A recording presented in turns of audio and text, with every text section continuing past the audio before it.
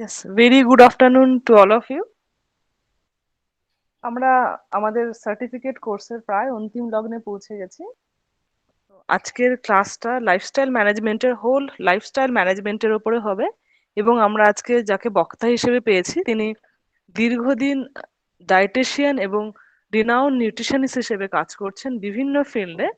তো আমরা তিনি তার সময় থেকে মূল্যবান সময় থেকে আমাদের জন্য আজকে আবার কিছুটা সময় বের করতে পেরেছেন বলে তার কাছে আমরা কৃতজ্ঞ। আমি তার ছোট্ট করে একটুখানি ইন্ট্রোডাকশন দিচ্ছি। তিনি দীর্ঘদিন AMRI hospital, park clinic, KPC medical college এবং ক্যালকাটা ফিটনেস ক্লাবে অ্যাজ এ ডায়েটিশিয়ান কাজ করেছেন এবং তিনি অ্যাবট নিউট্রিশনে দীর্ঘদিন ধরে লিড ডায়েটিশিয়ান হিসেবে ছিলেন এবং তার হাত ধরে প্রচুর ছেলে মেয়ে বা প্রচুর নিউট্রিশনিস্ট বা ডায়েটিশিয়ান উঠে এসেছে। তারা সারা ভারতবর্ষে এবং বিদেশেও তারা সাকসেসফুলি কাজ করছে। তো অসংখ্য ধন্যবাদ মিস্টার সৌমেন্দু ঘোষকে। এবং তিনি একজন সুবক্তা এবং এই ফিল্ডে নিউট্রিশন এবং ডায়েটিশিয়ান ফিল্ডে তিনি SSKM hospital, Calcutta medical college এবং অন্যান্য বিভিন্ন নার্সিং হোম বা ইনস্টিটিউশনে তিনি সুবক্তা হিসেবে তার বক্তব্য রাখেন এবং আমরা তার থেকে এনলিস্ট হই। এবং তিনি নার্সিং ট্রেনিং কলেজগুলোতেও তিনি নিউট্রিশনিস্ট বা ডায়েটিশিয়ান হিসেবে তার সুবক্তব্য রাখেন। তিনি সুবক্তা এবং তার কাছে তার তথ্য থেকে আমরা সমৃদ্ধ হই। তো আমরা আবার তাকে আজকে আমাদের মধ্যে পেয়েছি। তো আমরা থ্যাংক ইউ, অনেক ধন্যবাদ আমাদের মধ্যে আবার আসার জন্য। তো প্লিজ মিস্টার সৌমেন্দু ঘোষ, আপনি যদি আপনার মূল্যবান বক্তব্য শুরু করেন। ধন্যবাদ রমা ম্যাডামকে, অনেক ধন্যবাদ। এটা আমার সেকেন্ড স্পিচ এই অর্গানাইজেশনের জন্য।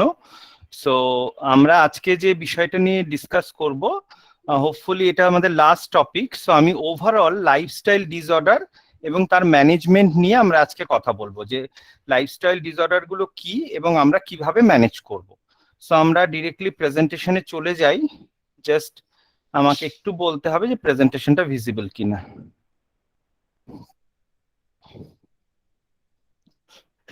ভিজিবল আছে?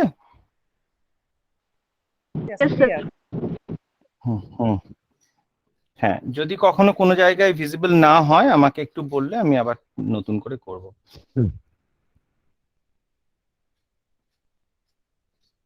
ওকে, সো দেখা যাচ্ছে তো? হ্যাঁ, পরিষ্কার। So lifestyle disorder, actually lifestyle disorder is something totally depend on our habit, behavior, যে ডেফিনেশনটা আমরা দেখছি, and practice largely determine whether a person will develop lifestyle disease or not. তার মানে আমরা এখান থেকে পরিষ্কার বুঝতে পারছি যে লাইফস্টাইল ডিজিজ কিন্তু পুরো ব্যাপারটাই কিন্তু আমাদের উপরে ডিপেন্ডেন্ট। আমরা যদি চাইছি, আমাদের বডিটা একটা মেশিন, আমাদের বডিটা মধ্যে প্রচুর কলকবজা আছে, আমরা যদি প্রপারলি তার মেনটেনেন্স করি তাহলে আমাদের বডি সেইভাবে রেসপন্ড করবে। আমরা যদি আমাদের বডিকে নেগলেক্ট করছি, আমরা যদি বডিকে প্রপারলি রেসপন্ড না করছি, দেন বডি কিন্তু আমাদেরকে বিট্রে করবে। তো এটা কিন্তু very clear from this definition. So আমরা দেখে নিই যে আমাদের কি কি সমস্যাগুলো আমরা ফেস করি। তার আগে এই জায়গাটা যেহেতু আমাদের বিভিন্ন ফিল্ডের মানুষ আজকে এখানে আছেন, তো আমি বলে যেতে চাই, এবং there are many people who are also mother, who are also father. So our building block, যেটাকে আমরা বলি বিল্ডিং ব্লক, এটা কিন্তু স্টার্ট হয় from the early childhood. So একদম উইনিং বাচ্চা, যে অন্নপ্রাশনের পর যে উইনিং স্টার্ট হচ্ছে, খাওয়া দাওয়া ফুড হ্যাবিট স্টার্ট হচ্ছে, তখন থেকেই একটা হেলদি প্যাটার্ন আমাদের বিল্ড আপ করতে হবে। আমরা বাচ্চাকে কন্ডিশনের মধ্যে রাখছি, আমরা বাচ্চাকে চিপস খেতে দিচ্ছি, আমরা বাচ্চাকে বলছি চকলেট খাও, তাহলে তুমি ভালো খাবারটা খেতে গেলে তুমি আইসক্রিম পাবে বা চকলেট পাবে, একটা কন্ডিশন বিল্ড করছি। এই করতে করতে তুমি ঠিক আছে খেতে চাইছো না, ওকে তোমাকে ভিডিও গেম দিয়ে বসিয়ে দিলাম, টিভি দিয়ে বসিয়ে দিলাম, বা ল্যাপটপের সামনে বসে বসে খাচ্ছে। সো বাচ্চাটা জানছেও না যে কোন খাবারটা খাচ্ছে, what is healthy, what is unhealthy.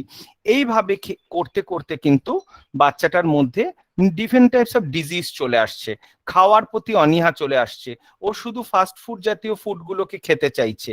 তাহলে কি হচ্ছে, এখানে আমরা দেখতে পাচ্ছি যে মাইল্ড ওবেসিটি থেকে মডারেট থেকে একটা ওবিস অ্যাডাল্টে পরিণত হচ্ছে বা একটা অসুস্থ অ্যাডাল্টে পরিণত হচ্ছে।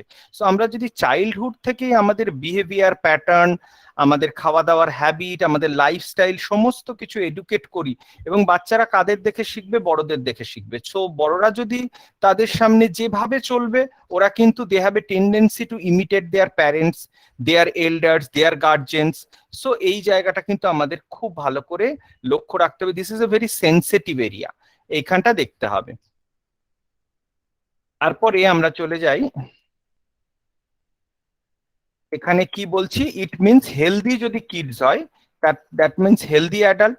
হেলদি অ্যাডাল্ট মানে একটা healthy family, and we can build a healthy nation. আচ্ছা, লাইফস্টাইল ডিজিজ বলতে কি বুঝি? আপনারা সবাই দেখতে পাচ্ছেন এইখানে যে ডিজিজ গুলো, প্রত্যেকটা ডিজিজ কিন্তু আমাদের নিজেদের তৈরি করা, মানে আমাদের নিজেদের অক্ষমতার জন্য আমরা ঠিক মতো খাওয়া দাওয়া করছি না, আমরা এক্সারসাইজ, হ্যাঁ অবশ্যই কিছু হেরিডিটারি ফ্যাক্টরস এর মধ্যে আছে, কিন্তু যদি হেরিডিটারি ফ্যাক্টরস থাকেও, যে আমার বোথ প্যারেন্টস ডায়াবেটিক, আমার কিন্তু 60% চান্স থাকছে আমার ডায়াবেটিস হওয়ার, কিন্তু সেই ডায়াবেটিসকেও আমি অ্যাভয়েড করে চলতে পারি যদি আমি proper exercise, proper diet, proper lifestyle maintain করি, এবং this is 100% true and 100% possible. Next is blood pressure is also same thing, heart disease and obviously obesity. প্রথম যে তিনটে জিনিসকে আমরা দেখছি, diabetes, high blood pressure, heart disease, এইগুলো কিন্তু সবই symptoms of disease, whereas obesity is itself a disease. অনেক সময় আমরা বলি, অনেক সময় আমি কথা বলতে শিখেছি, অনেক সময় অনেক ওভারওয়েট পার্সন বলে যে আমার কোনো রোগ নেই, কিন্তু ইটসেলফ আপনার ওজনটাই একটা disease. So you need to cut down your weight. তারপরে মহিলাদের মধ্যে প্রচন্ড ভাবে দেখা যাচ্ছে, যেটা হচ্ছে পলিসিস্টিক ওভারি অ্যান্ড থাইরয়েড, এটা বেশিরভাগ আমরা মহিলাদের মধ্যে দেখতে পাই। সো পলিসিস্টিক ওভারিরও ওয়ান অফ দ্য ফ্যাক্টর কিন্তু যে ইমব্যালেন্স ইন দ্য লাইফস্টাইল, যখন তখন ঘুম থেকে ওঠা, যে কোনো সময় মোবাইল স্ক্রিন টাইম বেশি দেখা, junk food, fast food, oily food খাওয়া। সো এখানে কিন্তু হরমোন রেগুলেশন, ব্যালেন্স সবকিছু নষ্ট হয়ে যাচ্ছে, যেটা ন্যাচারালি বডি যেটা চাইছে আমি বডিকে দিতে পারছি না। সো সেটা হচ্ছে ওয়ান অফ দ্য ফ্যাক্টর।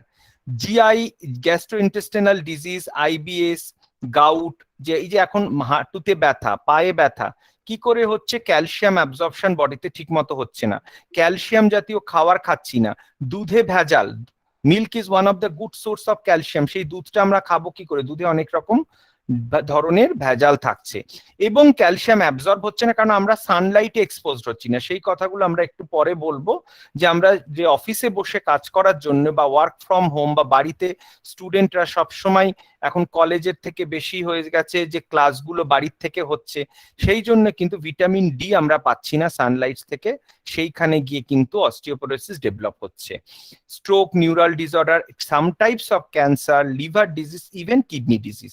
লাইফস্টাইলের সাথে কিন্তু কিডনি ডিজিজের একটা বড় রিলেশন আছে। সো এইবার আমরা দেখে নিই যে চারটে factors that is very important for our healthy lifestyle. So to stop smoking, drinking, that means healthy drinks, obviously you need to stop alcohol and you need to take enough fluid, enough balance, non-nutrient fluids যেগুলো থাকবে, বা nutrient fluids তো হতে পারে, but not the sugar syrups, but not the sweetener drinks, এইগুলো আমাদের নেওয়া চলবে না। সেকেন্ড হচ্ছে আমাদের বডিকে প্রপারলি নারিশ করতে হবে with the help of good nutrition, and the last but not the least is the physical activity, which is utmost important for our healthy lifestyle. So next is আমাদের risk factor গুলো আমরা দেখে নিই, কেন আমাদের এই ধরনের লাইফস্টাইল ডিজিজ গুলো হচ্ছে, what are the risk factor lying behind this lifestyle disease.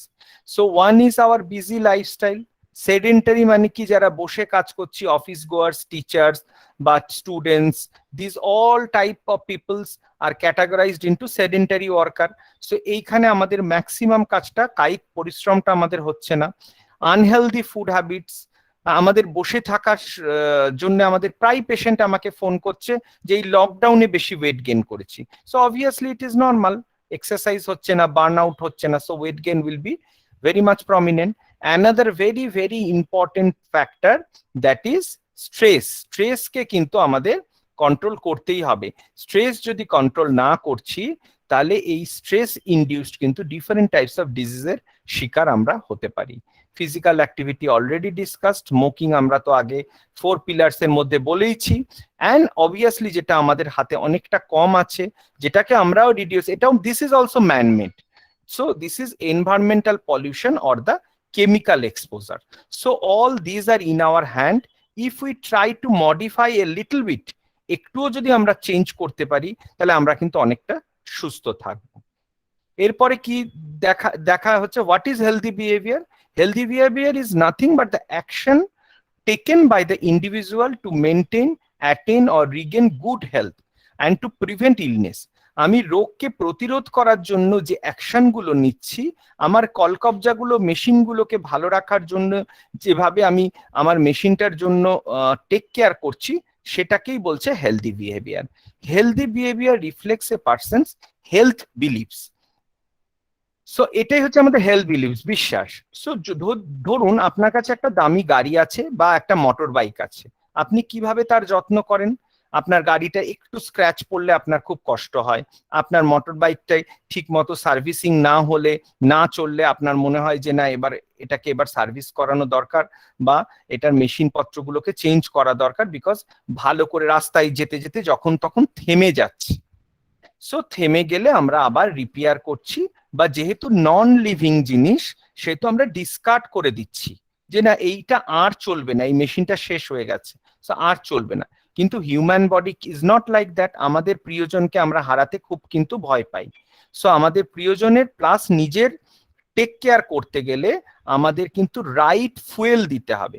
এখানে বলছি আমি, দেখুন যে গাড়িটার মধ্যে যদি আমি প্রপার ভালো ফুয়েল না দিই, কম দামি ফুয়েল দিই, বা গাড়িটার কার্বোরেটরে ময়লা জমছে, সো আমার কিন্তু গাড়িটা একদমই ভালো করে চলবে না। So proper cleaning and proper fuelling is very much important, and which is the main goal of a healthy lifestyle. So ঠিক এই কলকবজার মতো আমাদের বডিটাকে হেলদি রাখতে হবে। এবার আমরা একটা একটা করে মেন ডিজিজ গুলো চলে আসি। আমরা সবগুলো ডিজিজ হয়তো আজকে কভার করতে পারবো না, কিন্তু আমরা যেগুলো মেন ডিজিজ, প্রত্যেকটা ঘরে পেশেন্টদের মধ্যে pressure, polycystic ovary, diabetes, obesity, heart disease, তো এই মেন জিনিসগুলোকে নিয়ে আমরা একটু আজকে আলোচনা করে নিই। নাম্বার 1 ফ্যাক্টর হচ্ছে আপনার বয়স অনুযায়ী, যদি আপনার 25 প্লাস হয়ে যাচ্ছে, সো এভরি ইয়ার ফ্যামিলি হিস্ট্রিতে প্রেশার থাকলে তো করতেই হবে, না হলে কিছু হার্টের চেক আপের সাথে সাথে ব্লাড প্রেশারটাকে পারলে প্রতি মান্থে চেক আপ করুন। এখন তো very easily blood pressure monitoring machine বাড়িতে পাওয়া যায়, বা যদি আমরা এই মেশিনটা এটাও নিচ্ছি, এটা আমরা একটু শিখে নিলেই পারবো। It is the very much actual. So এটা আমরা বাড়িতে রাখতে পারি বা অটোমেটিকটা রাখতে পারি। আমরা বাড়ির সবার প্রেশার কিন্তু মাসে চেক করব। এটা কিন্তু ভেরি ইম্পর্টেন্ট আমার প্রেশার না থাকলে, because blood pressure is silent killer. আপনার কখন ব্লাড প্রেশার হবে আপনি কিন্তু জানেন না। সো এনি টাইম, মানে একটা কিন্তু ডিজাস্টার হওয়ার আগে, so we should check the blood pressure. এখানে দেখুন স্টেজেস গুলো দেওয়া আছে, স্টেজ 1, স্টেজ 2, এন্ড এটা হচ্ছে 2 হাই। বয়সের সাথে সাথে আমাদের ওপরের প্রেশারটা একটু বাড়ে, কিন্তু আমাদের নিচের প্রেশারটা 90 এর মধ্যে রাখার চেষ্টা করতে হবে। এটা কিন্তু ভেরি ইম্পর্টেন্ট। সো আমরা উপরের প্রেশারটাকে বলছি সিস্টোলিক প্রেশার, এটাকে বলছি ডায়াস্টোলিক প্রেশার। যখন হার্টটা বিট করছে তখন এটা সিস্টোলিক, এন্ড যখন হার্টটা রিল্যাক্স করছে, পাম্প করে রিল্যাক্স ব্লাড ফ্লো করছে, তখন এটা ডায়াস্টোলিক। সো এই হার্ট সাউন্ডটাই কিন্তু আমরা এই ব্রেকিয়াল আর্টারি থেকে শুনতে পাই। আমরা যখন কানে স্টেথোটা লাগাচ্ছি তখন আমরা কিন্তু এইভাবে হার্টের সাউন্ডটা শুনতে পাচ্ছি। এরপরে চলে আসছি আমরা কার্ডিওভাস্কুলার ডিজিজ। সো এইবার কার্ডিওভাস্কুলার ডিজিজের এই বেসিক প্যারামিটার গুলো কিন্তু মুখস্থ রাখতে হবে, একদম ঠোঁটস্থ থাকতে হবে, যে আমি 6 মাসে একবার, যাদের হার্টের প্রবলেম নেই তারা বছরে একবার এই টেস্টটা করাবেন, আর যাদের হার্টের প্রবলেম আছে বা কোলেস্ট্রলের ওষুধ খাচ্ছেন প্রতি 6 মাসে বা ডাক্তারের পরামর্শ অনুযায়ী এই টেস্টগুলো করাতে হবে। টোটাল কোলেস্ট্রলটা 200 নিচে রাখতে হবে। এলডিএল যেটাকে আমরা ব্যাড কোলেস্ট্রল বলি সেটাকে আমরা 100 নিচে রাখবো। এইচডিএল যেটাকে আমরা গুড কোলেস্ট্রল বলি সেটা অ্যাটলিস্ট 40 অ্যাবাভ রাখবো। ট্রাইগ্লিসারাইডটা কিন্তু আর একটা ইম্পর্টেন্ট ফ্যাক্টর, হ্যাঁ, যেটা আমাদের বেশিরভাগ কিন্তু ময়দা জাতীয় খাওয়া, রিফাইন্ড ফ্লাওয়ার, তারপরে কার্বোহাইড্রেট বেশি ইনটেকের ফলে হয়। সেই ট্রাইগ্লিসারাইডটাকে কিন্তু আমাদের খুব ভালো মেনটেন রাখতে হবে, এবং সেটা কিন্তু should not go above 150 mg per dl. যদি 200 অ্যাবাভ হচ্ছে, obviously we should consult to the doctor, and 150 above হলে still we can monitor with the help of exercise and diet, so we can do it. But যদি আমাদের দেখা যাচ্ছে যে তার থেকেও বেশি আমাদের হয়ে যাচ্ছে, তখন কিন্তু আমাদের কিন্তু অ্যাকশন ইজ রিকোয়ার্ড। সো এটা কিন্তু আমাদের মাথায় রাখতে হবে। সো এই ফিগার গুলো কিন্তু আমাদের একদম ঠোঁটস্থ থাকতে হবে, এটা যেন কোনোভাবেই আমরা না ভুলে যাই। হেলথ ইস্যুস এইটা কি কেউ বলতে পারবে? কেউ স্টুডেন্টরা থাকলেও বলতে পারেন, বা কোনো কেউ যদি ওয়ার্কিং থাকেন বা হেলথ কেয়ার প্রফেশনের সাথে যুক্ত, কেউ বলতে পারবেন এটা কি? আনমিউট করে যদি বলা যায়। এখানে লেখাই আছে অলরেডি।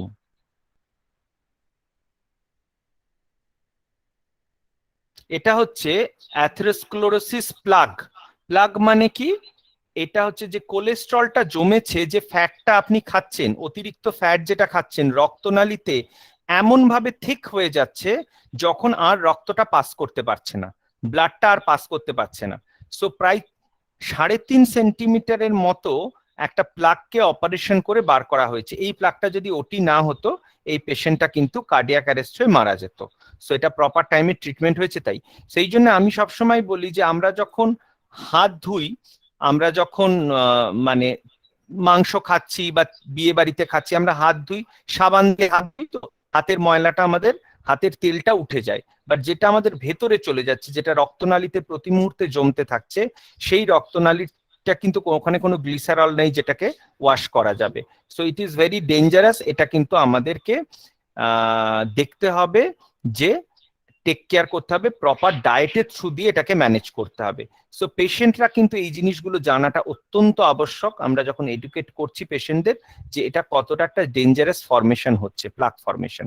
ডায়াবেটিস নিয়ে আজকে বলবো না, যেহেতু আমরা ডায়াবেটিস নিয়ে লাস্ট দিন বলেছি, বা বিভিন্ন ডায়াবেটিসের মধ্যে 90% যেটা হয়, যেটা লাইফস্টাইল রিলেটেড ডায়াবেটিস, এটা হচ্ছে টাইপ 2 ডায়াবেটিস।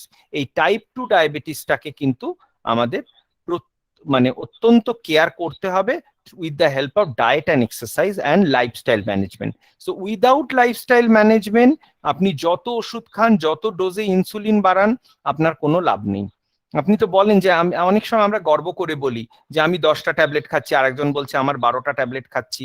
সো ওষুধ কিন্তু দিনকে দিন বাড়তেই থাকবে, এবং ডাক্তারদের অত সময় নেই যে আপনাকে ইন্ট্রিকেটলি ডায়েটের ব্যাপারটা বোঝাবে, যেটা আমাদের কাজ। আমরা যেটা করে থাকি নিউট্রিশনিস্ট বা ডায়েটিশিয়ানরা, যে আমরা বলি যে ডায়েটটাকে মডিফাই করুন, একটা প্রপার ডায়েট চার্ট করে দিচ্ছি আমরা, প্রত্যেকটা খাওয়ার আলাদা আলাদা টাইমিং এবং আপনার কতটা রিকোয়ার্ড সেইগুলো করে দিচ্ছি। সেটা কিন্তু একটা ডাক্তারের পক্ষে কখনো সম্ভব হয় না। এবং ডাক্তার কি বলে, একটু তেল মশলাটা কম খাবেন, একটু মাটির তলার জিনিসগুলো খাবেন না, ডায়াবেটিসে একটু হাঁটাহাঁটি করবেন, ব্যাস। এবার প্রচুর ওনার পেশেন্ট থাকে, ওনার পক্ষেও সম্ভব না। এবার কি তেল খাবেন, কিভাবে চলাফেরা করবেন, কি করবেন না করবেন, এখানে কিন্তু প্রচুর ইন্ট্রিকেট ফ্যাক্টর। ইভেন স্ট্রেস, আমি অনেক বয়স্ক পেশেন্টদের দেখেছি আমাদের কাছে এসছে ডায়াবেটিসের জন্য, ওখানে কিন্তু দেখছি যে স্ট্রেসের জন্য তার হয়তো ছেলে মেয়ে সবাই বিদেশে, তার হাজবেন্ড মারা গেছেন, তিনি ভদ্রমহিলা একা আছেন, তো ওনার কিন্তু স্ট্রেস ইনডিউসড। আমি বললাম সুগার কতদিন টেস্ট করাননি? বলছে বহুদিন করাইনি। এবং হয়তো ওনার ছেলে বা মেয়ে বলে দিচ্ছে বিদেশ থেকে ফোন করে যে একটু আমার মা কনসাল্ট করবে, একটু দেখে দেবেন। কিন্তু when I am counseling, I find that she or he is very much depressed or distressed, যে তার আর কিছুই ভালো লাগছে না, সে টাইমেও খায় না, সে ঘুম থেকেও দেরি করে ওঠে, তার কোথাও যেতে ভালো লাগে না, অ্যান্ড আলটিমেটলি ডায়াবেটিস আনকন্ট্রোল এবং কিডনি ডিজিজ, মানে ডায়াবেটিস জনিত যে সিকেডি যেটাকে বলি, ক্রনিক কিডনি ডিজিজ বা নেফ্রোপ্যাথির ফলে কিন্তু পেশেন্টটা মারা যাচ্ছে বা আমরা হারিয়ে ফেলছি। তো এইগুলো ব্যাপারগুলো টেক কেয়ার করা দরকার। বিভিন্ন স্বেচ্ছাসেবী সংস্থাকে আমরা দেখি যে জেরিয়াট্রিক পেশেন্টদের জন্য টেক কেয়ার করে, বা যারা বয়স্ক পেশেন্ট তাদের জন্য কিন্তু টেক কেয়ার করা হয়। যেটা প্রেগনেন্সি ইনডিউস ডায়াবেটিস, আমি বারবার বলছি এটা কিন্তু ভালো হয়ে গেলেও আবার ফিরে আসে। সো একবার যদি প্রেগনেন্সিতে ডায়াবেটিস দেখা যাচ্ছে, throughout the life you should take care about your health.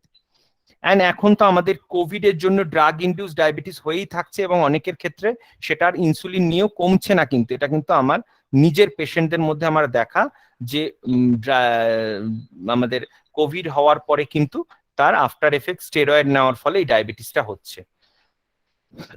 কখন টেস্ট করাবেন? টেস্ট করানোর বয়স ছিল যেটা আমরা 30 বলতাম, এখন আমি 25 বলি। 25 হয়ে গেলে যে কোনো ছেলে বা মেয়ে আপনাকে কিন্তু সমস্ত যে টেস্টগুলো বললাম, সুগারের টেস্ট, কোলেস্ট্রলের টেস্ট, কিডনির টেস্ট সব করাতে হবে। বডি মাস ইন্ডেক্সটা একটু পরে আবার বুঝিয়ে বলছি বডি মাস ইন্ডেক্সটা কি। সেটা যদি 23-এর ওপরে হয় তাহলে আমাকে ওরিড হতে হবে। আচ্ছা, ওয়েস্ট হিপ রেশিও, ওয়েস্টের এবং এটা হচ্ছে ওয়েস্ট রেশিও, আর এইখান থেকে আমরা নিচ্ছি হিপ রেশিও। এই দুটো ডিভাইড করে যদি আমার ওয়েস্ট হিপ রেশিওটা বেশি হচ্ছে, এটা ওয়েস্ট হিপ রেশিও না, সরি, এটা হচ্ছে শুধু ওয়েস্টের মাপটা দেওয়া আছে। So 90 centimetre above for men and 85 for the female is dangerous, because central obesity যদি থাকছে, এটাকে আমরা বলি সেন্ট্রাল ওবেসিটি বা অ্যাডিপোসিটি বলি এটাকে আমরা। সো অ্যাডিপোসিটি বা সেন্ট্রাল ওবেসিটি থাকলে কিন্তু আমাদের এই ধরনের সমস্যাগুলো বেশি হবে। আচ্ছা, হাইপারটেনশন যেটা আমরা দেখছি, এটা আমরা বারবার বলছি যে 140-এর ওপরে যেন ওপরেরটা না যায়, আর 90-এর ওপরে যেন এটা না যায়। এটা আমাদের কিন্তু মেনটেন করতে হবে। 120-80 যদি নাও মেনটেন করতে পারছি, নিচেরটা 90-এর ওপরে যাতে না যায়, আর এটা 140-এর ওপরে না যায়।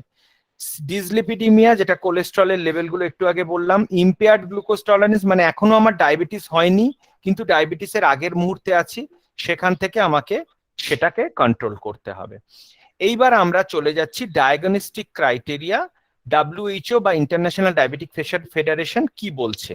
এখানে একটা জিনিস আমাদেরকে দেখে নিতে হবে যে ফাস্টিং ব্লাড গ্লুকোজ যেটা, সেইটা এবং 2 আওয়ার 75 গ্রাম গ্লুকোজ খাওয়ার পরে কত হবে। সো ফাস্টিং নর্মাল কত, 110-এর নিচে, এটা ডায়াবেটিস হয়ে গেলে, অ্যান্ড 140-এর নিচে পিপিটাকে রাখতে হবে। ইম্পেয়ার্ড গ্লুকোজ টলারেন্স কি 100 থেকে 125-এর মধ্যে হলে আপনি এখনো, আপনার কিন্তু ডায়াবেটিস হয়নি। আর পিপি যদি 200-র ওপরে না হয় তাহলে আপনার ডায়াবেটিস হয়নি। কখন আপনার ডায়াবেটিস হয়েছে? যখন আপনার 126-এর ওপরে ফাস্টিং হয়েছে আর পিপি কত হয়েছে, 110-এর ওপরে। এবং HbA1c কত হয়েছে, 5.7-এর, মানে 6.4-এর ওপরে হলে ইউ আর ডায়াবেটিস। সো এই প্যারামিটার গুলো কিন্তু মনে রাখতে হবে। অনেক সময় আমরা কনফিউজড হয়ে যাই, 100 হয়ে গেল, ভাবি যে আমার ডায়াবেটিস হয়ে গেছে, কিন্তু এখনো আপনাকে দরজায় নক করছে ডায়াবেটিস। সো ডায়াবেটিস কিন্তু আপনার এখনো হয়নি, ডায়াবেটিসের আগের স্টেজে আছেন, ওই জন্য এটাকে বলা হচ্ছে impaired glucose tolerance, impaired fasting glucose. So এইটাকে কিন্তু মাথায় রাখতে হবে যে এই লেভেলটা আপনি সারাদিন, সারা জীবন মেনটেন করতে পারেন, আপনি এই লেভেলে গেলেনই না, তাহলে আপনার কোনোদিনও ওষুধ লাগবে না। মেডিসিন কখন লাগবে, এই লেভেলে আসলে। এই লেভেলে আসলে কোনো ডাক্তার আপনাকে মেডিসিন দেবে না, বলবে ডায়েট এবং এক্সারসাইজ করতে, এবং ডাক্তাররাও চান প্রাথমিকভাবে ওষুধ না শুরু করে ডায়েট এক্সারসাইজ করতে। ওষুধ খাবেন কি খাবেন না সেটাও কিন্তু নির্ধারণ করেন আপনি, আপনি নিজের লাইফস্টাইলটাকে কিভাবে রাখছেন। আচ্ছা, আরো একটা আমাদের মধ্যে মিথস আছে, আমরা ভাবি যে আমরা যে ডেলি ক্যালোরি বা ডায়েটিশিয়ান কোনো ডায়েট চার্ট করে দিয়েছে, এক বন্ধুকে ডায়েট চার্ট করে দিয়েছে, আর এক বন্ধু বলছে তোকে কি করেছে দেখি, সেই ডায়েট চার্টটা আমিও মেনটেন করব। সেটা কিন্তু হয় না। প্রত্যেকের ক্যালোরি নির্ধারণ হবে তার কি কাজ করে, তার কায়িক পরিশ্রম কি, তার body size, age, height, weight, তার বডি মাস ইন্ডেক্স, তার অ্যাক্টিভিটি লেভেল যেটা বললাম কি কাজ করে সে, হ্যাঁ, জেন্ডার, এবং যদি স্পেশাল কন্ডিশন হয় প্রেগনেন্সি বা ল্যাকটেশন, তার উপরে কিন্তু বিভিন্নভাবে ডায়েট বা ক্যালোরিটা ডিপেন্ড করে। আর সেই ব্যক্তির মেনু প্ল্যানটা কিভাবে ডিপেন্ড করে, সে কি খাবে না খাবে, তাহলে তার পছন্দ অপছন্দ। আপনার বন্ধুকে হয়তো ডায়েট চার্টে দুধ বারণ করা হয়েছিল বিকজ সে দুধ খেতে চান না বা দুধ খেলে তার প্রবলেম হয়, ওয়ারাজ আপনার দুধ স্যুট করে, আপনি কেন দুধ খাবেন না, আপনি তো দুধ খেতেই পারেন। So these are the factors আপনার মাথায় রাখতে হবে যে প্রেসক্রিপশন যেমন প্রত্যেকটা রুগীর জন্য কাস্টমাইজড, একটা ডাক্তার প্রত্যেকটা রুগীকে দেখে প্রেসক্রিপশন করে দেন, সেবন লাইফ টাইমে একবার ডায়েটিশিয়ানের কাছে গিয়ে একটা প্রপার ডায়েটারি গাইডলাইন আপনাকে কিন্তু নিতে হবে। আমরা কিন্তু আজকের দিনে দাঁড়িয়েও আমরা ডায়েটিশিয়ানকে বা ডায়েটকে কিন্তু প্রচন্ডভাবে নেগলেক্টে রেখেছি, সাইডে রেখেছি। আফটার অল হেলথের মেজরিটি হচ্ছে ডায়েট অ্যান্ড এক্সারসাইজ, কিন্তু সেটাকে সাইডে রেখে আমরা ওষুধ খেতে ভালোবাসি। যত ওষুধ দিয়ে দিল ডাক্তার, মেডিসিন দিয়ে দিল, সো আমরা ডেডিকেটেডলি টাইম ধরে খেয়েও আমরা কন্ট্রোল করতে পারছি না, বিকজ আমাদের লাইফস্টাইল। তো আমাদের টপিকটাই হচ্ছে আমাদের লাইফস্টাইল চেঞ্জ করতে হবে। এই ফিগারগুলো আবার দেখে নিন, এই ফিগারটা আমরা দেখবো না, আমরা দেখবো এই ফিগারটা। আমি বলেছিলাম না 23-এর মধ্যে বিএমআই রাখতে হবে, তাহলে আমাদের বিএমআই কিভাবে বের করবেন, আপনার নিজের ওয়েটটা কেজিতে নেবেন আর আপনার হাইটটাকে মিটার স্কোয়ারে বের করবেন। ধরুন আপনার হাইট সেন্টিমিটারে একটা কোথাও দেখলেন, দেওয়ালে দাঁড়ালেন, দেখলেন আপনার হাইট 165 সেন্টিমিটার, তার মানে কত মিটার আপনার হাইট? কেউ বলবে আনমিউট করে একটু? 165 সেন্টিমিটার আমার হাইট আছে, তাহলে মিটারে কত হবে? 1.65 meter. সো এবার 1.65 টাকে আমরা কিভাবে বের করব? ওয়েট দিয়ে ডিভাইড করব। তাহলে আমার ওয়েট হয়তো 55 কেজি, তাহলে 55 কেজি ডিভাইডেড বাই 1.65 ইন্টু 1.65। আনসারটা যদি আসছে 22 নিচে, 22.9 এর নিচে, আর এটার উপরে 18.5 এর, তার মানে বুঝবো যে আমার ওয়েটটা নর্মাল আছে, আমার রিস্কের মধ্যে নেই। কিন্তু যখনই 25 ছাড়িয়ে যাচ্ছে তখনই কিন্তু আপনাকে কনসাস হতে হবে এবং ওয়েট কমানোর দিকে মাথায় রাখতে হবে। আচ্ছা, আর একটা ইম্পর্টেন্ট ফ্যাক্টর হচ্ছে ওয়েস্ট হিপ রেশিও, যেটা আমি আগেই বলে দিয়েছি।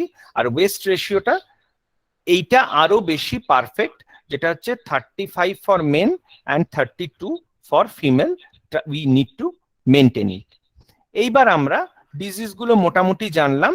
পলিসিস্টিক ওভারিটাকে আমি হাইলাইট করলাম না, পলিসিস্টিক ওভারিটাকে আমরা আবার হাইলাইট করব। পলিসিস্টিক ওভারিও কিন্তু মেনলি যেহেতু hormonal imbalance, irregular menstrual cycle, হ্যাঁ, তারপরে স্লিপ অ্যাপনিয়া তাদের মধ্যেও কমন থাকে, ইরেগুলার স্লিপ প্যাটার্ন, সো সব মুড সুইং, এগুলো সব কিছু, এবং কিছু কিছু সিমটমস দেখা যায়, ডার্ক প্যাচেস দেখতে পাচ্ছি, অ্যাকনে, গালে ব্রণ হয়ে যাচ্ছে, too much of oily skin, এইগুলো আপনি নিজে একবার ডায়েটটা চেঞ্জ করুন এবং এক্সারসাইজ করে দেখুন অনেকটা, কিন্তু বিকজ পলিসিস্টিক ওভারি কিন্তু কিউরেবল না, তো সেখানে আপনাকে মডিফাই করতে হবে ডায়েটটা, এবং এক্সারসাইজকে যেগুলো আমাকে বলি স্ট্রেনদেনিং এক্সারসাইজ, সেই এক্সারসাইজ গুলো করতে পারলে কিন্তু আমরা অনেকটা ভালো জায়গায় আসতে পারবো। এইবার আমরা একটু মডিফিকেশন গুলো দেখে নিই। এইটা হচ্ছে আমাদের গাইডলাইন, বলছে যে আমরা অনেক বেশি, এই পিরামিডের ওপর দিকটা হচ্ছে খারাপ দিক, আর আমরা যত নিচটা দেখছি এটা হচ্ছে আমাদের ভালো দিক, যে গ্রিন লিফি ভেজিটেবলস এইগুলোকে আমরা সব থেকে বেশি খাবো, স্টার্চি অ্যান্ড নন স্টার্চি মিশিয়ে। তারপরে আমাদের গুড ফ্যাট, ফ্যাট কিন্তু আমরা ফ্যাট নিয়ে আবার ভালো করে বলবো, different types of seeds and fat, যেগুলো ওমেগা 3 ওমেগা 6 ফ্যাট, যেরকম ডিফারেন্ট টাইপস অফ বাদাম, ডিফারেন্ট টাইপস অফ সিডস, তিল হতে পারে, তিসি হতে পারে, পামকিন সিডস হতে পারে, মিষ্টি কুমড়োর বীজ, এই ধরনের সিডস গুলো কিন্তু ভালো। চীনে বাদাম খাওয়া ভালো, আখরোট খাওয়া ভালো, সেই ধরনের বাদামগুলো ভালো। গুড কোয়ালিটি অফ প্রোটিন আমরা খাবো মোটামুটি 25% মতো। কার্বোহাইড্রেটকে আমরা কম খাবো, এখানে we should not C this percentage, আমি পার্সেন্টেজটা কারেক্ট ফর্মটা বলবো। অ্যান্ড আমরা হোয়াইট ফুড গুলো আর বার্ন ফুড গুলোকে রিডিউস করব যত পারবো, ময়দা জাতীয় বা হোয়াইট ফুড, চিনি, ময়দা, লবণ, এই খাবারগুলো, আবার বার্ন যেগুলো তন্দুরি ফুড, সেইগুলোকে কিন্তু আমরা অ্যাভয়েড করব। আচ্ছা, এরপরে আমরা এইটা করছি, আমরা এইটা হচ্ছে আমাদের গাইডলাইন বলছে এটা খেতে, আর আমরা নিজেরা কি করছি, এইটা করছি। Perception versus actual. So actual আমরা কি করে থাকছি, অ্যালকোহল খাচ্ছি, বার্গার খাচ্ছি, পিৎজা খাচ্ছি, চকলেট খাচ্ছি, যে কোনো টাইমে খাচ্ছি, চিপস খাচ্ছি, স্যাটারডে সানডে পার্টি করছি। সো এইটা আমাদের ফুড পিরামিড হয়ে আসছে, ফুড পিরামিড হয়ে দাঁড়াচ্ছে, এক্সারসাইজ করছি না। সো এইটা কিন্তু ভেরি ডেঞ্জারাস। তাহলে আমাদের ফুড পিরামিড যেটা আমরা আগে দেখালাম ওইটাকে কিন্তু মেনটেন করার চেষ্টা করতে হবে। আচ্ছা, নেক্সট হচ্ছে hour choice often does not measures up to what we should be eating. So আমাদের ইচ্ছের ওপরে আমরা যা ইচ্ছা খাচ্ছি, কিন্তু আমাদের কি প্রয়োজন, what is the need of the hour বা নিড অফ দ্য বডি, আমরা কিন্তু মেনটেন করছি না। এটা কিন্তু খুব ইম্পর্টেন্ট। সো আমরা এটাকে, এই পেজটাকে ডিসকার্ড করলাম। So we should not follow this types of things. Number, এইবার যেটা মডিফিকেশনে আমরা আসবো, এইটা আমরা ডায়াবেটিসেও ডিসকাস করেছিলাম। এই 5টা ফুড গ্রুপ এই প্রপোর্শনে, এটাকে আমরা পাই চার্ট ধরে নেব, এই 5টা ফুড গ্রুপ কিন্তু এই প্রপোর্শনেই থাকতে হবে, এই প্রপোর্শনের বাইরে কিন্তু রাখা যাবে না। যেটা দেখছেন আমরা গ্রেনস বা সিরিয়ালস, এইটা কিন্তু আমাদের 1/4 অফ দ্য প্লেট থাকতে হবে। আচ্ছা, তারপরে কি থাকবে, ফ্রুটস বা ভেজিটেবলস, এটা হচ্ছে half of the plate. Protein should be of good quality, and তার সাথে যাদের স্যুট করছে, যেটা আমরা দই বা ছানা বা মিল্ক প্রোডাক্ট সেটা খাবো। এই 5টা ফুড গ্রুপের কম্বিনেশন হলে দেন এটাকে আমরা ব্যালেন্স ডায়েট বলছি। যখনই দেখছি এই 5টা ফুড গ্রুপ কম্বিনেশন নেই, তখন কিন্তু ডায়েটটা কিন্তু ব্যালেন্স ডায়েট একেবারেই হচ্ছে না, ডায়েটটা ইমব্যালেন্স হয়ে যাচ্ছে। ধরুন আপনি ফ্রুটস একদম খাচ্ছেন না, তাহলে কিন্তু ডায়েটটা ব্যালেন্স ডায়েট হচ্ছে না। এটা একটা। তারপরে আমাদের আসবো টাইমিং, যখন তখন খাচ্ছি। এটা বেশিরভাগ আপনাদের নিজেদের ক্ষেত্রে দেখুন যে খাওয়ার গ্যাপটা কতটা হয়, 5 ঘন্টা 4 ঘন্টা এরকম গ্যাপ হয়। এবং যখনই বেশি গ্যাপ হয়ে যায়, যাদের ওবেসিটি বা ডায়াবেটিস বা হার্ট ডিজিজ, তাদের অ্যাটলিস্ট টাইমটা আরো বেশি মেনটেন করা উচিত। নাহলে যখনই খাবেন আপনি বেশি খেয়ে ফেলবেন। প্রচন্ড খিদে পাচ্ছে, তখন আপনি মনে করছেন বাড়িতে আসছেন 1:30টায় খাওয়ার কথা, 3টের সময় ভাত খাচ্ছেন, প্রচুর বেশি ভাত খেয়ে নিচ্ছি। তো এইভাবে আমরা বেশি কোনটা খাচ্ছি, কার্বোহাইড্রেট খাচ্ছি। কেন আমার বাড়িতে লিমিটেড প্রোটিনের অ্যামাউন্ট, সবার জন্য 1 পিস মাছ বরাদ্দ আছে, বা ডিমের ঝোল হয়েছে সবার জন্য একটা করে ডিম বরাদ্দ আছে। সো প্রোটিন আমি বেশি খেয়ে ফেলছি না। হ্যাঁ, তখন তাড়াহুড়োতে আমি স্যালাডও খাচ্ছি না, তখন তাড়াহুড়োতে আমি ভেজিটেবলসও খাচ্ছি না, কিন্তু আমি কি খাচ্ছি, আমি তাড়াহুড়ো করে আমি কিন্তু কার্বোহাইড্রেটটাকে প্রচুর বেশি খেয়ে ফেলছি। সো এই কার্বোহাইড্রেটটাকে কিন্তু আমাকে অ্যাভয়েড করতে হবে। Very very very important thing. And this is timing. 6টা মিলে ভাগ করব, একটা আর্লি মর্নিং, তারপরে একটা ব্রেকফাস্ট খাবো, ব্রেকফাস্টের মাঝখানে কোনো ফল টল খেলাম, তারপরে আবার লাঞ্চ খাচ্ছি, সন্ধেবেলা একটা হালকা টিফিন যেখানে অতিরিক্ত তেলে ভাজা, সিঙ্গারা, কচুরি এগুলো খাবো না, and light dinner. So breakfast should be heavy. কেন হেভি সেটা আমরা পরে বলবো। আমরা একটু ওয়েল ব্যালেন্স ডায়েট খাবো, যে ডায়েটটা আমাদের জন্য কিন্তু খুব ভালো রকম ব্যালেন্স ফর্মে থাকবে এবং তার মধ্যে সবকিছু থাকবে। আমরা বাচ্চাদের জন্য এরকম স্টাফ পরাঠা, স্টাফ রুটি এইগুলো খেতে পারি, চিড়ের পোহা করতে পারি, ডালিয়ার উপমা করতে পারি, different types of. And mid morning আমরা একটা করে এনি কাইন্ডস অফ ফ্রুটস রাখতে পারি। লাঞ্চটা কি করব, should start with the salad. তাহলে যখনই আমরা ব্রেনকে আগে বোঝাচ্ছি যে আগে আমরা কার্বোহাইড্রেট পাঠাবো না, সো আমরা আগে স্যালাডসটা দেব। স্যালাডসটা স্লোলি চিউ করে করে আস্তে আস্তে আমাদের স্যালাডস খাওয়ার পরে গ্র্যাজুয়ালি দেন আমরা একটুখানি রাইস নেব, তারপরে একটু দই নেব, একটু ভেজিটেবলস নেব, মাছ খাবো, ডাল খাবো, সব আদার মেনুগুলো খাবো। এখানে দুটো অপশন দেওয়া আছে না, রুটি আর ভাত, এটা কিন্তু রুটির সাথে ভাত একসাথে কিন্তু কখনোই খাবো না। সো এটা আইডিয়ালি কিন্তু end up with large meal, আমরা বেশি খেয়ে ফেলি। So we should not take two together, either roti in the dinner or lunch or rice. Any one we should take. We should not take two things together. And next হচ্ছে আমাদের এইটা আবার আরেকটু simple করে দিয়েছি যে this is the meal plate. How we should follow this meal plate. সেই সবজিটা বেশি খাচ্ছি। See the rice, the amount of rice is not in a large quantity. আমরা কি জেনারেলি কি খাই, দ্য 3 to 4 কাটোরি, এই 4টে কাটোরি কিন্তু রাইস খাই আমরা, আমরা তারপরে এগুলো খাই। কিন্তু আমরা বলছি ভেজিটেবলসটাকে বেশি খাবো। No need to prepare 3 to 4 types of vegetable. যত রকম বেশি ভেজিটেবল প্রিপেয়ার করবেন তত তেল বেশি যাবে। সো আপনি লাউয়ের তরকারি করুন, এতটা বেশি লাউয়ের তরকারি খান, স্যালাডস খান, 1 পিস মাছ খান 75 to 100 গ্রাম, দই খান, স্যালাডস খান, so you will be full. Full means psychologically full. আমি যদি মনে করছি যে না আমার পেট ভরছে না, ভাত আরো 4টে বেশি খেতে হবে, সেইটা কিন্তু সাইকোলজিক্যাল। সো আমাকে পেটটা ভরাতে হবে with the boiled vegetable, salads, dal and curd, এইটাকে লক্ষ্য রাখতে হবে। Healthy snacks items is very very important for us. These are the healthy snacks item for you, with less oil and with lots of fibre and protein. So সন্ধেবেলার দিকে in the evening time you can eat some sprouts, healthy sandwich or chhena, অনেকটা পরিমাণে protein খাওয়া হয়। খুব বেশি carbohydrate সন্ধ্যাবেলা কিন্তু খাবো না, তখন প্রোটিনসটা খাওয়ার চেষ্টা করব। অ্যান্ড এইবার আমরা একটু ইন্টারেস্টিং ফ্যাক্টরে আসি। এইবার আমরা বলছি দিনে আমরা 400 গ্রাম মিনিমাম ফ্রুটস প্লাস ভেজিটেবলস মিলে, আমি তো বলবো যে শুধু ভেজিটেবলসই 400 গ্রাম খাওয়া উচিত, সেটা যদি না হয় তাহলে 300 গ্রাম ভেজিটেবলস অ্যান্ড আরো 200 গ্রাম মিলে 400 to 500 gram fruits and vegetables মিলিয়ে খাওয়া উচিত। What is the health benefit? It is a great antioxidant source, যেটা আমাদের ইমিউনিটি বাড়াবে এবং ডিফারেন্ট ডিজিজ কন্ডিশন থেকে আমাদেরকে প্রিভেন্ট করবে। ভিটামিন অ্যান্ড মিনারেল প্রচুর পরিমাণে পাবে, so we get lot of micronutrients. Good health handy foods এর মধ্যে চিপার স্ন্যাক্স, এটা একটা টিপস এর মধ্যে দেওয়া আছে।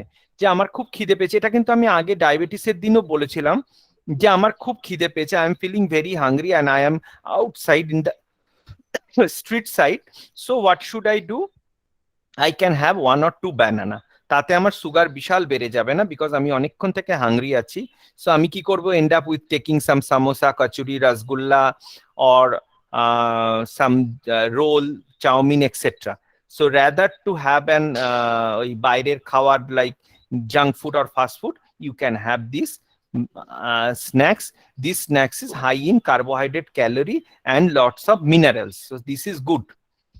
And these are the fruits and our vegetables are very much important because they have lots of soluble fibers that are good for heart disease, cancer, stroke, diabetes, so they can prevent the risks of this disease.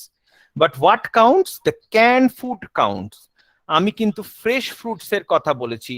We should not take frozen fruits, we should not tin, can, dried, এইগুলো we should try to avoid, because এইগুলোর কিন্তু nutrition value অনেক কমে যাচ্ছে when it is heated, canned, tinned, added with preservatives, so the values reduces. So for the patients, but for the attendees or for the participants, those who are attending, the take home message for the fruits is always have seasonal fruits and fresh fruits. আমার দরকার নেই cold স্টোরেজের জিনিস খাওয়ার, হ্যাঁ, শীতকালে আম খাওয়ার শৌখিনতা করার আমার দরকার নেই, আমি যখন যেটা উঠবে বাজারে আমি সেই ফ্রুটসটা খাবো। So will get this nutritional values. আমরা বেশি এইগুলোকে কিন্তু ক্যান্টিন ফর্মে পাই, পিস গুলো অনেক দিনের ফ্রোজেন থাকে, 1 বছরের ফ্রোজেন পিস থাকে। সো এগুলো ইভেন অ্যাপেলের উপরে ওয়্যাক্স কোটিং দেওয়া থাকে, ওই জন্য আমি অ্যাপেলের স্কিন বাদ দিয়েই খেতে বলি। সো ওয়্যাক্স কোটিংটার জন্য অনেক দিন প্রিভেন্ট করে অ্যাপেলটাকে। সো তারপরে ফুড ফর থটস, আমাকে ভেজিটেবল খেতে বলা হয়েছে 2 থেকে 3টে সার্ভিং, আমি 3বার আলু সেদ্ধ, আলু ভাজা আর আলুর তরকারি খাচ্ছি। Anyone can unmute and say যে then I am eating vegetable in right amount? No, sir. What do you mean by vegetables? If you are a nutritionist, give an answer that what do you mean by vegetable, the category of vegetables, broader Sir, leafy vegetables, একটু ভেঙে roots বলে and দাও, একটু ভেঙে বলে দাও, what is leafy vegetable? মানে বাংলায় শাকসবজি বলে দাও। জাতীয় যেগুলো সেগুলো হচ্ছে লিফি ভেজিটেবলস শাক এর আন্ডারে সবজি বলবো পড়ছে। না, শাক, শাক, লিফি হ্যাঁ, ভেজিটেবল পাতা জাতীয় শাকগুলো। হ্যাঁ।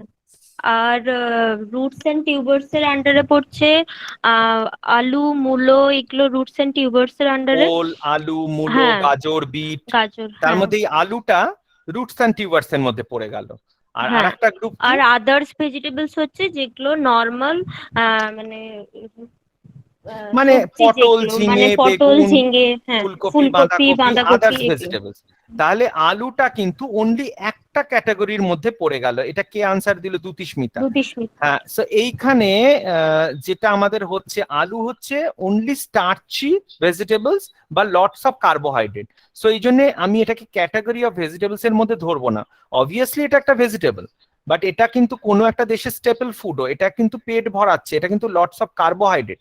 সো কেউ যদি বলে বা কারো যদি বাচ্চা বলে যে কি খায়, শুধু আলুটাই খায় আর অন্য কোনো ভেজিটেবল খায় না, তার মানে আমার আনসারটা কিন্তু no, they are classed as carbohydrate. So আমি যদি এটাকে কাউন্ট অ্যাজ ভেজিটেবলস করি আর টার্গেট ফুলফিল করি, so no. The next question is, any one other can answer. আমি 4টে অ্যাপেল খাচ্ছি, then does it count for the portion of fruits? মানে মানে ফ্রুটস হিসেবে ধরতে পারি আমি একদিনেই 4টে অ্যাপেল খাচ্ছি, আমার দিনে মানে 400 গ্রাম ভেজিটেবলস খাওয়ার কথা, ফ্রুটস খাওয়ার কথা, আমি 4টে অ্যাপেল খাচ্ছি। So the answer is obviously yes, but still there is a trick, that is যে হ্যাঁ, অবভিয়াসলি অ্যাপেলের মধ্যে অনেক নিউট্রিয়েন্ট থাকছে, ফাইবার থাকছে, natural fibre, so we can count it as a portion of all kinds of fruits and vegetables. But obviously যদি আমরা যত ভ্যারাইটি খাই, the variety we will bring in our life, the color, different color of fruits have different types of antioxidants or different types of vitamins and minerals. So joto different types apni khaচ্ছেন তত ভালো হচ্ছে. So one day you are taking apple, other day you are taking guava, other day you are taking grapes, other day you are taking jamun, other day you are taking orange. So you can keep a variety, or you can have mixed fruits also. So mixed fruits আমাদের তখনই খাওয়া হয় যখন কোনো পুজো পার্বণ পরব এগুলো থাকে তখন খাওয়া হয়. ফর দ্য মুসলিম কালচার আমাদের দেখছি যখন রমজান হচ্ছে তখন ফ্রুটস খাওয়া বেশি হচ্ছে, অন্য সময় সারা বছর ফ্রুটস খাওয়ার চল থাকছে না. For the Hindu culture, the Puja's and এইগুলোর মধ্যে আমাদের ফ্রুটসটা বেশি খাওয়া হচ্ছে প্রসাদের সাথে, আদারওয়াইজ কিন্তু ফ্রুটস খাওয়া হচ্ছে না. দেন এইটা কে আনসার করবেন? Drinking 5 glasses of fruit juice means I am having the target of 5, মানে আমি 5টা ফল খাচ্ছি. Anyone? স্যার স্যার জুস করে ফ্রুট খাওয়ার থেকে ন্যাচারালি ফ্রুটটা ইনটেক ক্লাসে করা, আমার মনে হচ্ছে whole আজকের fruit টা- সেশনে অনলি দুতিস্মিতা বলে কেউ একজন, শুধু একজনই প্রেজেন্ট আছে মনে হচ্ছে, আমি আর দুতিস্মিতা. দেবাঞ্জলি। আচ্ছা, হ্যাঁ, থ্যাংক ইউ দেবাঞ্জলি. হ্যাঁ হ্যাঁ বলো. স্যার হোল ফ্রুটস খাওয়াটাই বেটার, এই কারণে আমাদের ওর মধ্যে ফাইবারটা আমরা পাই, তো তো সেটা বেশি বেটার হয় আর মানে জুসের থেকে। মানে আমার কোশ্চেনটা, মানে যদি এটা পেশেন্টকে আমি বোঝাই, যেহেতু আজকে এটা একটা education programme for all category of people, so আমি এটা কি বলবো? As a you are a nutritionist, you are working in নিউট্রিয়া hospital, so as a dietician what will you suggest? যদি কোনো পেশেন্ট হয়, and mostly the sophisticated patient, high class patient use to say যে juice খাই, আমি অনেক করে juice খাই, আমার প্রচুর 5টা 7টা মুসুম্বি জুস করা হয়, আমি তো 5টা মুসুম্বির জুস একবারে খাচ্ছি, বাট তাতে সুগার কন্টেন্টটা বেশি হয়ে যাচ্ছে, যেটা আমাদের দেবাঞ্জলি বললেন, তার মধ্যে কিন্তু ফাইবার যাচ্ছে না, এবং সেইটা কিন্তু আপনার কোনো উপকারে লাগছে না. সো 5 গ্লাস জুস খাওয়া মানে আপনি 5টা ফ্রুটস খাচ্ছেন বা ভেজিটেবলস খাচ্ছেন, so this is wrong. So no, 1 glass of fruit juice counts towards 5 a day totally due to high sugar content and lack of fiber, যেটা আমরা বললাম. Fibre, high sugar content. Very good, thank you. এইবার আমরা চলে আসছি carbohydrate types and categories. So what are carbohydrates? The something, the foods which gives us energy, that are carbohydrate. That doesn't mean কি protein আমাদের energy দেয় না. এই আনসারটা কি হবে? কার্বোহাইড্রেট আমাদের এনার্জি দেয়, আমরা ভাত, রুটি, চিড়ে, মুড়ি, চিনি, বিস্কিটস, এগুলো সব কার্বোহাইড্রেট. এরা আমাদের মেন, এই কার্বোহাইড্রেটের কাজ কি? এনার্জি দেওয়া. তা প্রোটিন কি এনার্জি দেয় না? কেউ বলবে কি আনসারটা?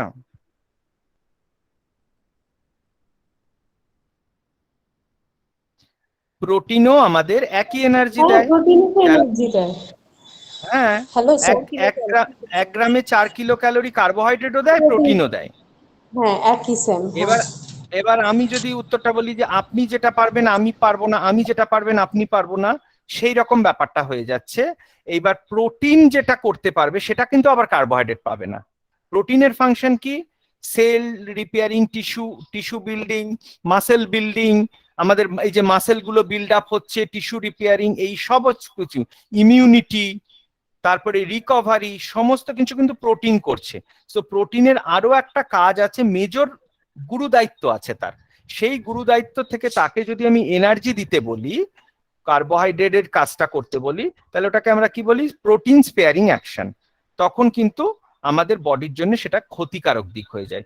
ওই জন্য নিয়ম হচ্ছে সবটা আমরা ব্যালেন্স করে খাবো, কোনোটাই না. এবার কার্বোহাইড্রেটও টু লো করে দেওয়া যাবে না. এখন কিন্তু একটা ট্রেন্ড এসছে যে টু লো কার্বোহাইড্রেট বা কিটো ডায়েট, আমি ওয়েট কমাতে গেলে কার্ব খাচ্ছি না, আমি দেখাচ্ছি বাইরের লোক, আমি ডায়েটিশিয়ানের কাছে কোনোদিনও যাব না, কিন্তু আমি ভাত খাই না, রুটি খাই না, কিছুদিন ওয়েট কমলো, আবার ওয়েটটা বেড়ে গেল, হ্যাঁ, তো এই নিয়ে আবার ফ্রাস্ট্রেশন হলো.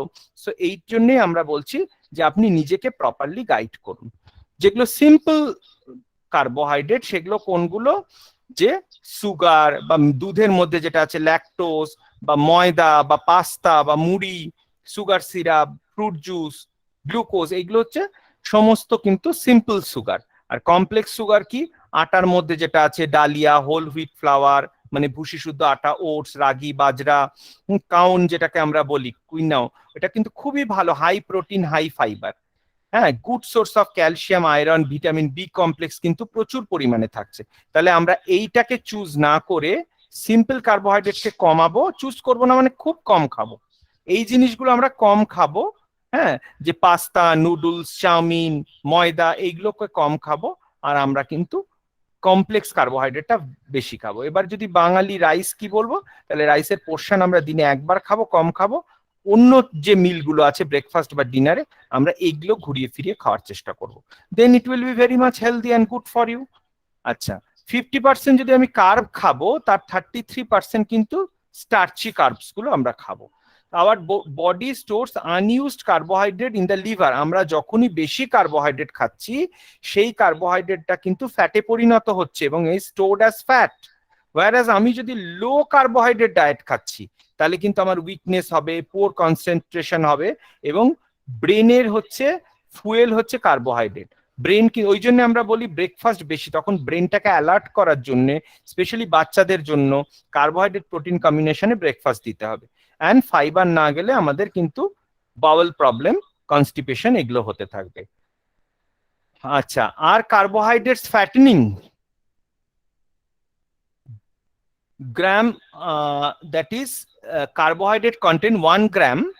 Gram for gram means 1 gram of carbohydrate can contain less than as much as calorie than fat. তার মানে হচ্ছে 1 গ্রাম ফ্যাট 9 ক্যালোরি দেয়, আর 1 গ্রাম কার্বোহাইড্রেট কি দিচ্ছে, 4 ক্যালোরি। সো ফ্যাট কিন্তু অনেক ক্যালোরি দিচ্ছে, কিন্তু এই কার্বোহাইড্রেটকে কুকিং মেথডের ফলে, অনেক তেল দিয়ে রান্না করার ফলে, অনেক ফ্যাট মেশানোর ফলে, আমাদের টেস্ট বাড়ানোর জন্য আমরা কিন্তু এই কার্বোহাইড্রেটকে আনহেলদি ফর্মে পরিণত করছি। সেটাকেই আমরা বলছি যে এইভাবে কিন্তু কার্বোহাইড্রেট ফ্যাটনিং এ হেল্প করছে। That is too much of eating carbohydrate. আমাদের 50% দরকার, আমরা 75% কার্বোহাইড্রেট নিচ্ছি, তাহলে আমাদের ওজন বেড়ে যাবে, ওবেসিটি আসবে। আর preparation, cooking preparation is very much important. What about low carbohydrate diet? Low carbohydrate diet doesn't reference each food group which may lead to the symptoms related to the imbalanced dietary intake. Already আমরা discuss করে ফেলেছি। Our body quickly moves from obtaining energy from fat stores into digesting muscle. তখন কিন্তু মাসেলও ভাঙতে থাকবে, ফ্যাটও ভাঙতে থাকবে। So আমাদের একটা অপটিমাল অ্যামাউন্ট অফ কার্বোহাইড্রেট নিতে হবে, এবং this is depending on your work pattern, different types of habits etcetera. And this are the fibres. এটা আমরা আগের দিন ডায়াবেটিস ক্লাসে ডিসকাস করেছিলাম, যে আউটার লেয়ারটাকে আমরা ব্র্যান্ড, তারপরে জাম, তারপরে এন্ডোস্পার্ম বলি।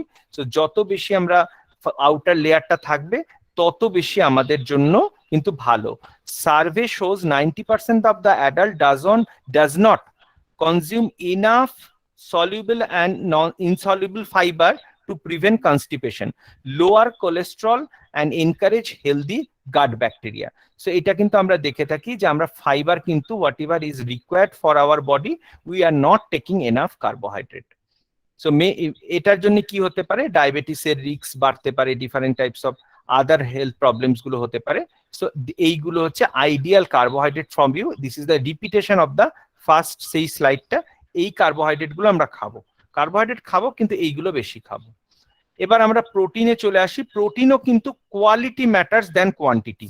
প্রচুর পরিমাণে প্রোটিন খাচ্ছি কিন্তু কোয়ালিটি প্রোটিন খাচ্ছি না, then it doesn't have any value. So এইগুলো হচ্ছে প্যারামিটার যেটা প্রোটিনকে সার্টিফিকেট করছে যে আমার কি কি হিসেবে প্রোটিনের সার্টিফিকেশন হচ্ছে। Biological value, protein efficiency ratio, এগুলো নানা রকম chemical score, net protein utilization, PDCAAS, protein digestibility, corrected amino acid score. এই পিডিকাস ভ্যালু হিসেবে দেখা যাচ্ছে মিল্ক অ্যান্ড এগ হচ্ছে সব থেকে বেশি high value of protein, along with soybean also. এই তিনটে, মিল্ক, এগ আর সয়াবিন দিয়ে তোমরা দেখবে ডিফারেন্ট টাইপ অফ নিউট্রিশন সাপ্লিমেন্টের গুলোর মধ্যেও albumin protein, whey protein, casein protein আর সোয়া প্রোটিন। যত ধরনের নিউট্রিশন হসপিটালে, যারা হসপিটালে কাজ করছেন তারা জানেন যে এই ধরনের প্রোটিন গুলো কিন্তু সব থেকে বেশি ইউজ হয় নিউট্রিশন সাপ্লিমেন্টে, বিকজ এগুলো হচ্ছে তাড়াতাড়ি বডি অ্যাবজর্ব করতে পারে এবং সবটা প্রায় 90% বডি অ্যাবজর্ব করে নিতে পারে। That's why these are call the high biological value protein. And obviously আমি ডালও খাবো, আমি আদার্স যেগুলো প্রোটিন অপশনস আছে সেগুলোও খাবো, ছোলা খাবো, চানা খাবো, মুগ ডাল, ছাতু, কিন্তু সেগুলো কিন্তু আমাদের হয়তো 40 to 50% নেট প্রোটিন আমাদের বডিতে অ্যাবসর্ব হচ্ছে। তো সবই আমাদের মিশিয়ে খেতে হবে। আর একটা প্রোটিনের অপশন হচ্ছে দই বা ছানা বা দুধ, সেটার থেকে প্রোটিনের থেকেও বেশি আমাদের দই দুধ ছানা কেন খেতে হবে? For calcium. তারপরে আমাদের খেতে হবে সুগারি ফ্রুটস গুলোকে যতটা পারবে আমাদেরকে রেস্ট্রিক্ট করতে হবে। এগুলো কিন্তু বাচ্চাদের ক্ষেত্রে আরো বেশি রেস্ট্রিক্ট করতে হবে। এখন কিন্তু ছোট ছোট বাচ্চাদেরও দাঁতে প্রবলেম হচ্ছে, যেখানে রুট ক্যানেলিং অব্দিও করতে হচ্ছে, তো সেইগুলোকে আমাদের অ্যাভয়েড করতে হবে। ফ্যাটের মধ্যে দেখুন ভাগ আছে, একটা হচ্ছে মোনো আনস্যাচুরেটেড, পলি আনস্যাচুরেটেড, যেটা হচ্ছে ডিফারেন্ট কুকিং অয়েলের মধ্যে, ডিফারেন্ট সিডস এর মধ্যে, তিলের মধ্যে, তিসির মধ্যে, যেটা বললাম আগে। আর যেটা হচ্ছে স্যাচুরেটেড ফ্যাট, অ্যানিম্যাল ফ্যাট থেকে আসছে, যেমন ঘি, বাটার, চিজ, এইগুলো হচ্ছে saturated fat. And trans fat কোনগুলো? যেগুলো লিকুইড থাকে রুম টেম্পারেচারে, ওগুলোকে সলিড করা হচ্ছে হাইড্রোজেনেশন ফর্মে, যেরকম মার্জারিন। এবং কেক, বিস্কিট, পেস্ট্রি, কুকিজ, এগুলোর মধ্যে কিন্তু ট্রান্স ফ্যাট থাকে। যত ট্রান্স ফ্যাট আর স্যাচুরেটেড ফ্যাট বেশি খাবো, আমাদের ব্লাড কোলেস্ট্রল বাড়বে। আর এই ফ্যাটগুলো যদি আমরা ঠিক প্রপোর্শনে খাই, তাহলে আমাদের কি হবে? ব্লাড কোলেস্ট্রল কমবে। সো এখানে প্রপারলি বলে দিচ্ছে blood cholesterol red alert, and these are good fat, that is green alert. এরপরে এই জিনিসগুলো আমাদের পক্ষে ওমেগা 3 খাওয়া সম্ভব না, এগুলো সব সি ফুড। এই সি ফুড গুলো যেহেতু রোজ পাবো না, তাহলে আমরা ইনডিরেক্ট ফর্ম অফ যেগুলো সেগুলো খাবো, alpha linolenic acid and linoleic acid. এইগুলো কিন্তু ডিফারেন্ট সব নাট, সিডস, এগুলোর মধ্যে আমরা পাচ্ছি। আচ্ছা, how to reduce saturated fat intake? এই ঘি, বাটার, অমুক তমুক, তাহলে আমাদের যতটা পারবো বাইরের খাবার কম খেতে হবে, স্কিম মিল্ক খেতে হবে। আমরা যদি ফ্যাট দেওয়া মিল্ক খাই বা মোষের দুধ খাই, তার মধ্যে কিন্তু ক্রিম থাকছে, ওটা কিন্তু অনেক পরিমাণে স্যাচুরেটেড। তাই জন্য ডায়াবেটিস পেশেন্ট, হার্ট পেশেন্টকে আমরা কিন্তু ডাবল টোন বা স্কিম মিল্ক অ্যাডভাইস করব। Olive oil should be used only the spread. বাটারের জায়গায় হয়তো অলিভ অয়েলকে আমরা স্প্রেড হিসেবে ইউজ করতে পারি, but olive oil should not be used as cooking. Salad dressing it is okay, but for cooking it is not okay, because olive oil is for Mediterranean diet, not for Indian diet. So we should choose the right amount, combination of oil. তাহলে আমরা সর্ষের তেলের সাথে একটা সাদা তেল রাখবো, সর্ষের তেলটা শুধু রাখবো মাছ ভাজার জন্য, আর সাদা তেলটা দিয়ে আমরা কুকিং করব আদার জিনিস, সেটার মধ্যে আমরা রাইস ব্র্যান অয়েলটাকে বেশি প্রেফার করব। দেন আমরা করব soybean, then sunflower. So most of the branded oil যেগুলো, তার মধ্যে কিন্তু রাইস ব্র্যান অয়েলটাই বেশি থাকে। So you choose the rice bran oil, but in a limited portion. All the oil, ghee, butter gives almost 9 kilocalorie. তাহলে আপনার কিন্তু ওই 4 থেকে 5 চামচ তেলের মধ্যেই সারাদিন চালাতে হবে। সেইটার বেশি হয়ে গেলে মানে পার হেড 600 ml এর বেশি না করারই চেষ্টা করব। সো এটা ভেরি ইম্পর্টেন্ট। তারপরে আর একটা খারাপ জিনিস যেটা আমরা বলছি সল্ট, যেটা হচ্ছে অলমোস্ট প্রতিটা খাবারের মধ্যে হিডেন থাকছে। তারপরে আমি আবার পাতে এক্সট্রা নুন খাচ্ছি, রান্নায় বেশি নুন হয়ে যাচ্ছে, এটা কিন্তু কনসিয়াস থাকবো। হ্যাঁ, প্রায় 2 চামচ নুন হচ্ছে 8.6 গ্রাম, আর আমাদের রেকমেন্ডেড হচ্ছে 5 গ্রাম, যেটা হচ্ছে সোডিয়াম, তার মধ্যে থাকছে 2300 milligram, that is sodium present in 5 gram of soil. So 5 গ্রামের মধ্যে আমরা কিন্তু রেনাল পেশেন্ট না হলেও, ফর নর্মাল, আপনার যদি কোনো রোগ নাও থাকে, যত নুন কম খাবেন তত আপনি ভালো থাকবেন, তত রিস্ক কম থাকবে আপনার ডিজিজের। হ্যাঁ, বিকজ আপনি এই পাতের নুন, রান্নার নুন বাদেও তো আপনি বিস্কিট খাচ্ছেন, চানাচুর খাচ্ছেন, বাইরের খাবার খাচ্ছেন, সেখানে তো 75% হিডেন সল্ট থাকছে। সস খান তো আপনি, কিছু জিনিসের সাথে সস খাচ্ছেন, তো এইগুলোর মধ্যে কিন্তু প্রসেসড খাবারের মধ্যে প্রচুর সোডিয়াম থাকছে। সো এই জন্য এইটা একটা ভীষণ অ্যালার্মিং জিনিস আমাদের জন্য। We need to reduce salt. Tips to reduce salt intact, যে রান্নার সময় সল্ট দেবো না, রান্নাটা নামানোর পরে অল্প সল্ট দিয়ে মিশিয়ে দিলাম, বা রান্নার সময় কম দিলাম, যদি লাগছে পরে নিলাম, না নিলেই ভালো হয়। অভ্যেস হয়ে যায় আমাদের টাং টেস্ট বাডে। এক একটা বাড়িতে দেখবেন লবণ পোড়া খায়, এক একটা বাড়িতে ওই রকম লবণ জিভে ঠেকাতে পারবে না। সো লবণটা আস্তে আস্তে আস্তে আস্তে আমাদের কম করতে হবে। সো লবণ যত কম খাবেন, এবং আপনি যদি বলেন না আমি সাদা নুন খাই না, কালো খাই, গোলাপি খাই, কোনো না, নো ডিফারেন্স, আমার অন্য দিক থেকে ওটা আবার খারাপ করবে। সো সল্ট আমাকে কম খেতে হবে। মিল প্যাটার্নটা এবার হচ্ছে আমরা সামারিতে চলে আসছি। রেগুলার ব্যালেন্স মিল রেকমেন্ডেড। মিসিং মিল মানে মাঝে মাঝে খাওয়া দাওয়া গ্যাপ দিচ্ছি, চলবে না, তাহলে ক্রেভিংস বাড়বে। Plan ahead meal times and good opportunity to get the family together. একসাথে খেলে দেখবেন একটা সাইকোলজি, বাচ্চা, মা, বাবা, দাদু, দিদা সবাই বসে খেলে একটা সাইকোলজিক্যাল বন্ডিং হয়। খাবারটা যত এনজয় করে খাবেন, তত বেশি সেটা শরীরে লাগবে। খাবারটা যেমন ছাড়াবেড়া করে টিভি দেখতে নিউজ দেখতে করে খাচ্ছেন সেই খাবারটা লাগছে না। আর breakfast is the most important meal, এটা কিন্তু বারবার আমরা বলছি। আচ্ছা, ইনপুট ভার্সেস আউটপুট, যেরকম আমরা খাবো আমাদের কিন্তু এক্সারসাইজও করতে হবে base on the intact.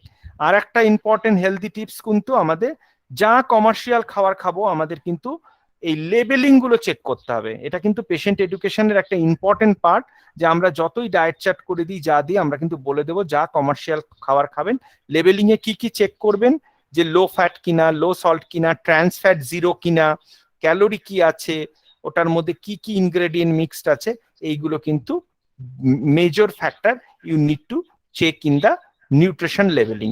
Other than this তার মধ্যে আর কি কি ভালো জিনিস আছে সেগুলো আমরা দেখে নিতে পারি। যদি কিডনি পেশেন্ট হয় সেটা লো পটাশিয়াম ফুড কিনা, একই জিনিসের একই কমার্শিয়াল ফুড দুরকম পটাশিয়াম দেখা যায়, দুরকম প্রোটিন ইনটেক দেখা যায়, দুরকম সোডিয়াম ইনটেক দেখা যায়, দুটোই হয়তো ব্রেকফাস্ট সিরিয়াল, আমি নাম না করে বলছি দুটো ব্র্যান্ডের, দুটোই ব্রেকফাস্ট সিরিয়াল, একটার মধ্যে এইগুলো বেশি আছে একটার মধ্যে কম আছে।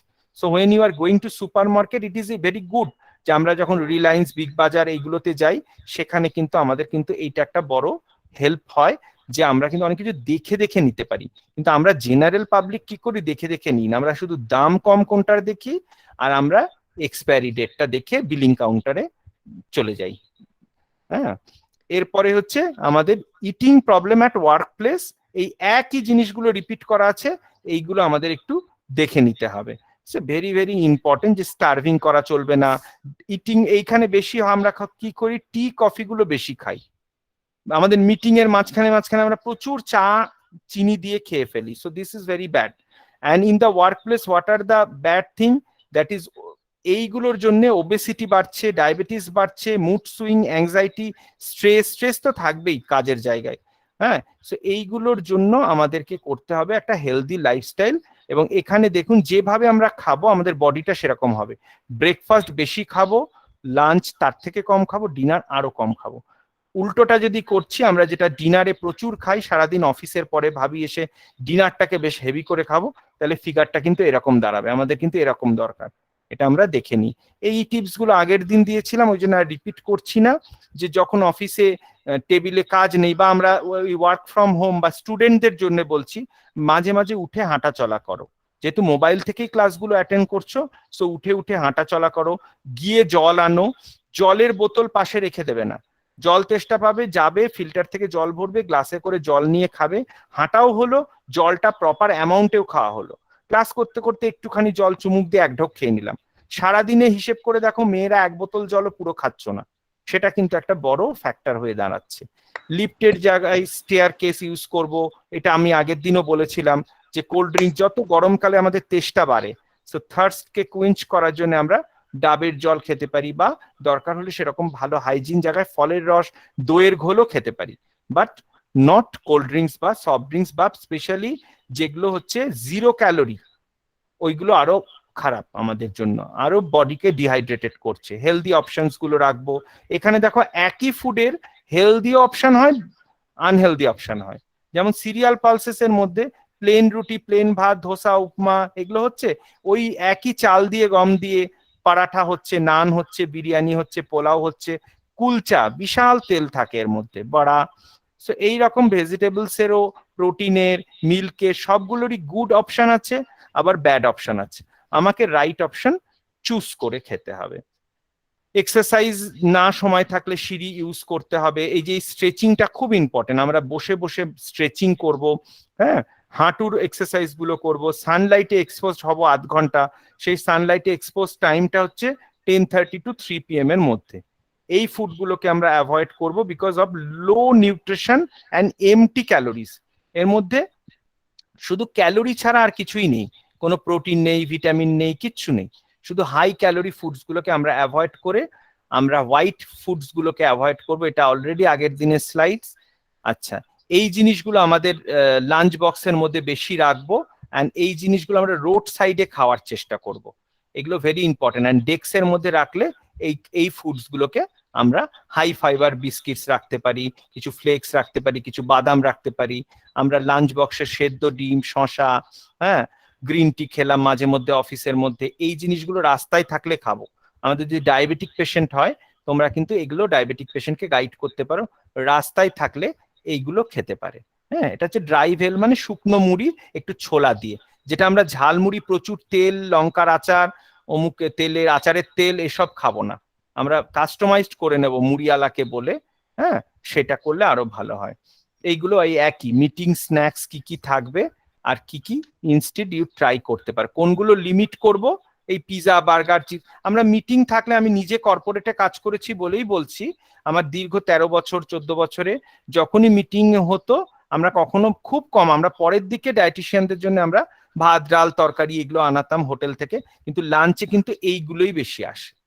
হ্যাঁ, এবং এগুলোই বেশি মিটিং এ খাওয়া হয়, সো এগুলোকে আমরা রেস্ট্রিক্ট করবো, এগুলো খুব ডেঞ্জারাস। এক্সারসাইজের বেনিফিটস জানি কিন্তু আমরা করি না, এটা সবাই আমরা উই আর ইকুয়ালি, মানে আমরা কিন্তু সবাই কিন্তু নলেজেবল যে এক্সারসাইজের গুণগান জানি, কিন্তু আমি করি না। আচ্ছা, আর একটা হচ্ছে এটা ইম্পর্টেন্ট, আজকে আমার সাথে একজনের কথা হচ্ছিল, এক্সারসাইজ প্রথম দিনই যে করছে না তাকে 30 মিনিট বলে দেব না, তাকে প্রথম স্লো ওয়ার্কিং 5 মিনিট, তারপরে 5 মিনিট স্পিডে, তারপরে আবার স্লো ডাউন, তাহলে প্রথম দিন 10 থেকে 15 মিনিট, তারপরে 2 মিনিট বাড়ালাম, এই দুটো ঠিক থাকলো, তারপরে আরো 3 মিনিট বাড়ালাম, এরকম করে গ্র্যাজুয়ালি 12 দিন বা আরো পরে পারলে 1 মাসে গিয়ে আমি 30 দিনে গিয়ে 30 মিনিট হাঁটা শুরু করব। কিন্তু একদিনে 30 মিনিট হেঁটে হাঁপিয়ে চলে এলাম, পরদিন আর হাঁটতে বেরোলাম না, পায়ে ব্যথা করছে, প্রচন্ড জিম করে আসলাম, হাত পা ব্যথা করছে, সেটা করব না। So this is a very important tips, কিভাবে এক্সারসাইজ করতে হবে। যেটা ভালো লাগে, গান শুনতে ভালো লাগে, গার্ডেনিং করতে ভালো লাগে, হবিজ যা আছে, কোয়ালিটি টাইম স্পেন্ড করুন ফ্যামিলির সাথে, এবং হবিগুলো, কারণ এখন আমাদের কাছে এত স্ট্রেসফুল লাইফ, ফ্যামিলিকে কোয়ালিটি টাইম দেওয়ার আমাদের সময় নেই। So give some quality time to your family, একসাথে বসে কোনো একটা পুরোনো দিনের সিনেমা দেখুন, so that will be also a quality time. Junk food এটা বলা হয়ে গেছে, লিমিট অ্যান্ড অ্যালকোহলের সাথে proper snacks is mandatory, otherwise কিন্তু হাইপোগ্লাইসিমিয়া যাদের সুগার তাদের কিন্তু হাই চান্স। অ্যান্ড টোবাকো, এখানে স্মোকিং লেখা ছিল, আমি এটাকে তুলে দিয়ে টোবাকো করে দিয়েছি, কেননা স্মোকিং করছি না, সিগারেট খাচ্ছি না, কিন্তু আমি অন্য ফর্মে টোবাকো নিচ্ছি, জর্দা খাচ্ছি, পানে খৈনিতে খাচ্ছি, তো সেটা কিন্তু আরো বেশি ডেঞ্জারাস। তো এইটাকে কিন্তু আমাদের স্টপ করতে হবে, কোনোভাবেই কম্প্রোমাইজ লাইফের সাথে নিজের লাইফ। আপনার যত্ন করা মেশিনে গাড়ির মধ্যে যেরকম খারাপ তেল ঢালবেন না, তাহলে আপনি দিনের পর দিন সিগারেট খেয়ে আপনার লাংসটাকে এত ক্ষতিগ্রস্ত কেন করছেন? নিজের লাংসের ছবিটা দেখলে নিজেই ভয় পেয়ে যাবেন, এত টার থাকে লাংসের মধ্যে।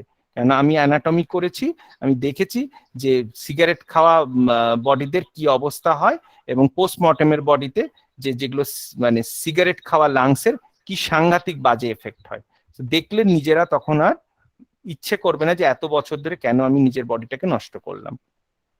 So this is our summary.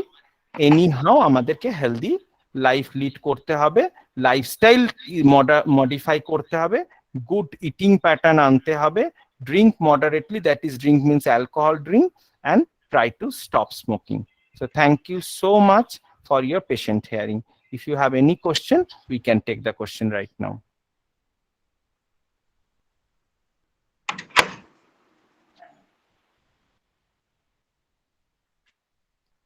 Hello hello হ্যাঁ হ্যাঁ হ্যাঁ স্যার, বলছি ওই যে সিস্টোলিক প্রেসারটা, যেটা নিচের প্রেসার বললেন না, উপরেরটা ডায়াস্টোলিক, নিচেরটা তো সিস্টোলিক প্রেসার, তাই উল্টো না? উল্টো না উল্টো না, ও উপরে উল্টোটা বলে ফেললাম আমি, ডায়াস্টোলিক প্রেসার, সরি স্যার। যেটা আপনি বললেন 90 উপরে থাকা চলবে না, তো ওটা আমি, ওটা যদি কারোর 100 হয়ে যায় বা 110 হয়ে যায়, ওটা কমাবার উপায়টা একটু বলে দিন। আপনি কি প্রফেশনে আছেন? আমি টিচিং প্রফেশনে আছি। টিচিং প্রফেশনে আছেন, বলে দিচ্ছে আপনি মিউট করুন। আচ্ছা, কোনোভাবেই 90-র উপরে কম্প্রোমাইজ করা যাবে না, আমার নিজের ক্ষেত্রেও হয় 100 110 এবং so immediately you need to go to the doctor. মানে আমি এখন ঘরোয়া টোটকা কিছু বলে দিলাম, ডায়েট বললাম, এক্সারসাইজ বললাম, হ্যাঁ, যে ম্যাডাম জিজ্ঞেস করলেন, সৌমিতা ম্যাডাম সম্ভবত জিজ্ঞেস করলেন। সো আমি কিন্তু আগে first I will visit A cardiologist, better মানে ফিজিশিয়ানের থেকেও বেটার হয়। এত যদি প্রেশার থাকছে 100-110 নিচের প্রেশারটা, আমার যদি ওপরটা 140-এর জায়গায় 50 আর আমার বয়স যদি 50 বছর হয়, তাও মানিয়ে নেওয়া যায় যদি নিচেরটা 80-85-র মধ্যে থাকে। কিন্তু যদি নিচের প্রেশারটা বেশি হচ্ছে, immediately go to the doctor and doctor will give some exercise, diet and along with some medication. So have that medications. But এটা যদি মনে করছে আবার দেখাচ্ছেন এবং অনেকদিন পর দেখা যাচ্ছে ওটা কোনো স্ট্রেসের কারণে আপনার অত প্রেশার হয়েছিল, বাট পরে দেখা যাচ্ছে যে প্রেশারটা নর্মাল হয়ে যাচ্ছে, তাহলে ডাক্তারের পরামর্শ নিয়েই একমাত্র আপনি you can stop the medicine. And there are different types and molecules of hypertensive drug. So একজনের মেডিসিন আর একজনের কাজে লাগবে না, আর এত যার প্রেশার তার সিঙ্গেল মলিকুলেও কাজ হবে না। ম্যাডাম যে প্রেশারটা বললেন সেটাকে কিন্তু ডবল মলিকুল দিয়ে ট্রিট করতে হবে। হ্যাঁ, অবভিয়াসলি তার আগে যেটা বললাম, একদম নুন ছাড়া খাওয়ার করে দিন, মানে কোনো রকম স্বাদ না পেলেও ক্ষতি নেই, একেবারে মিনিমাম নুন, তার মধ্যে একটু ভিনিগার লেবু দিয়ে খাবার দাবার গুলো ব্লান্ট ডায়েট করে দিন সেই পেশেন্টের। ডাবের জল দিন, যেতে পটাশিয়াম, মানে যাদের প্রেশার বেশি, সোডিয়ামের অ্যান্টাগনিস্টিক পটাশিয়াম, বেশি করে মুসুম্বি খাওয়ান, তাকে বেশি করে পেয়ারা দিন, তাকে ডাবের জল দিন, এইরকম নানা রকম ধরনের পটাশিয়াম রিচ জিনিসগুলো দিন। কোনো জাঙ্ক ফুড, ফাস্ট ফুড, চানাচুর, নিমকি, বাদাম কিচ্ছু চলবে না, শুধু হেলদি অপশনসে 1 মাস রাখুন, দেখবেন প্রেশার কমবে। বিকজ পেশেন্ট এই এত প্রেশারটা এমনই একটা সাইলেন্ট কিলার যে কোনো সময় কার্ডিয়াক অ্যারেস্ট করতে পারে। হ্যাঁ, সিমটমসটা অনেক সময় গ্যাসের ব্যথার মতো হতে শুরু করলো, আপনি নেগলেক্ট করলেন, অ্যান্টাসিডস খেতে থাকলেন, কিন্তু আপনার জন্য কিন্তু সেটা খারাপ। ওকে, এনি মোর কোশ্চেন? স্যার আমি এখানে একটা বলছি। হ্যালো স্যার, শুনতে পাচ্ছেন? হ্যাঁ হ্যাঁ, বলুন। হ্যাঁ, বলছি এই যে প্রেসারটার কথা হচ্ছে, প্রেসারটা ধরুন কোনো কারণে লো হয়ে গেছে, হ্যাঁ, তখন আমরা কি এক্সারসাইজটা অলরেডি যেমন করছি সেরকমই করব, না ওটা মানে পরিমাণে কমিয়ে দেব, বা প্রেসারটা লো থাকলে আমরা কি করে ঠিক করব একটু বলে দিলে ভালো হয়।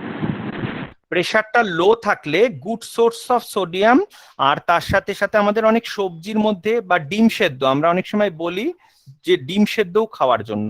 সো ভালো করে তাকে মানে হেলদি ডায়েট, এবং কারো কারো থাকে লো ব্লাড প্রেশারের টেন্ডেন্সি 65-70-র ওপরে তার আর ওঠেই না, তাই বলে কি সে এক্সারসাইজ করবে না? আরো ভালো করে এক্সারসাইজ করবে। এক্সারসাইজ কমানোর কোনো দরকার নেই। এটা যদি সুগার লো হতো, এটা যদি লো সুগার হতো, 70-র নিচে সুগার হয়ে গেছে, অবশ্যই এক্সারসাইজ বন্ধ করতে হবে, বা সুগার আমাদের কমাতে হবে, কি বলে আমাদের ওটাকে কি বলছে, মানে এক্সারসাইজকে কমাতে হবে সুগার কমে গেলে, কেননা নালে হাইপোগ্লাইসিমিয়া হয়ে পেশেন্ট মারাও যেতে পারে। কিন্তু প্রেশারের ক্ষেত্রে সেটা না, এক্সারসাইজ ঠিকঠাক করবেন, খাওয়া দাওয়া ঠিকঠাক করবেন। রেয়ার কেসে ওষুধ খুব একটা এই কেসে লাগে না, রেয়ার কেসে ডাক্তার যদি দেখছে না টু লো প্রেশার, তখন কোনো মেডিসিন দেওয়া হচ্ছে, আদারওয়াইজ মেডিসিনের এখানে দরকার হয় না। খাওয়া দাওয়াটা ঠিকঠাক খাওয়া, যারা এগিটেরিয়ান, যারা ডিম খায়, তাদের এভরিডে ডিম দিতে হবে, বাদাম দিতে হবে, এগুলো দিলেই মোটামুটি ঠিকঠাক থাকবে। হ্যাঁ, হেলদি লাইফস্টাইল মেনটেন। স্যার বলছি ডিমে তো অ্যালার্জি থাকে, কিন্তু ডিমটা ছাড়া অন্য কিছু?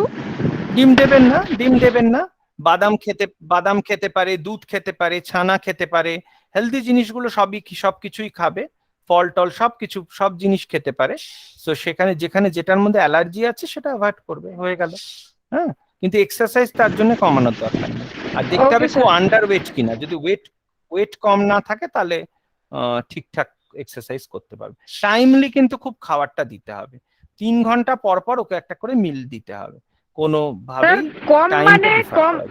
কম মানে একবারে কম, ধরুন 40/60 এরকম, এত কম? হ্যাঁ, তাহলে ডাক্তার দেখাতে হবে। এত কম থাকলে, আমি তো বললাম 70-র নিচেই যদি থাকছে আর 110-এর নিচে থাকছে সব সময়, তাহলেই ডাক্তার দেখাতে হবে। তাহলে ডাক্তার দেখিয়ে নিন।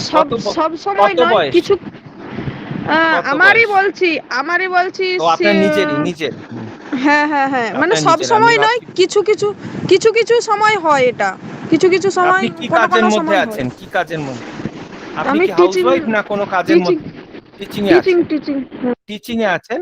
আপনি জাস্ট একবার কলকাতায় আসছেন, তো একবার কোনো ডাক্তারকে, কার্ডিওলজিস্টকে দেখিয়ে নিন, তাহলে খুব ভালো হয়। স্যার কলকাতায় যাই, চেক আপ করাতে যাই বছরে একবার, কিন্তু এই করোনা পরিস্থিতির জন্য 2 বছর যাওয়া হয়নি চেক আপ করাতে। মানে আমার তো হ্যাঁ, আমার মৃগী ছিল, তো সিরিয়াস কিছু না। হ্যাঁ, সেটা ট্রিটমেন্টে ভালো আছে।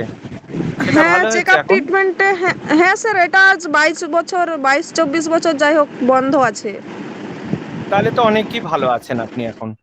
হ্যাঁ, তা আপনি হ্যাঁ ভালো স্যার। কার্ডিওলজিস্টের পরামর্শ নিয়ে আপনি একবার দেখিয়ে নিন, কেননা হার্টের আরো কিছু চেক আপ করতে হবে। এই যে লো প্রেশারটা হচ্ছে, আপনার একটা টিএমটি করে, একটা ইসিজি করে দেখে নেবে, একটা ইকোকার্ডিওগ্রাফি করে দেখে নেবে। সো দেন সবগুলো টেস্ট হলে তখন ডক্টর ডিসিশনে আসতে পারবে।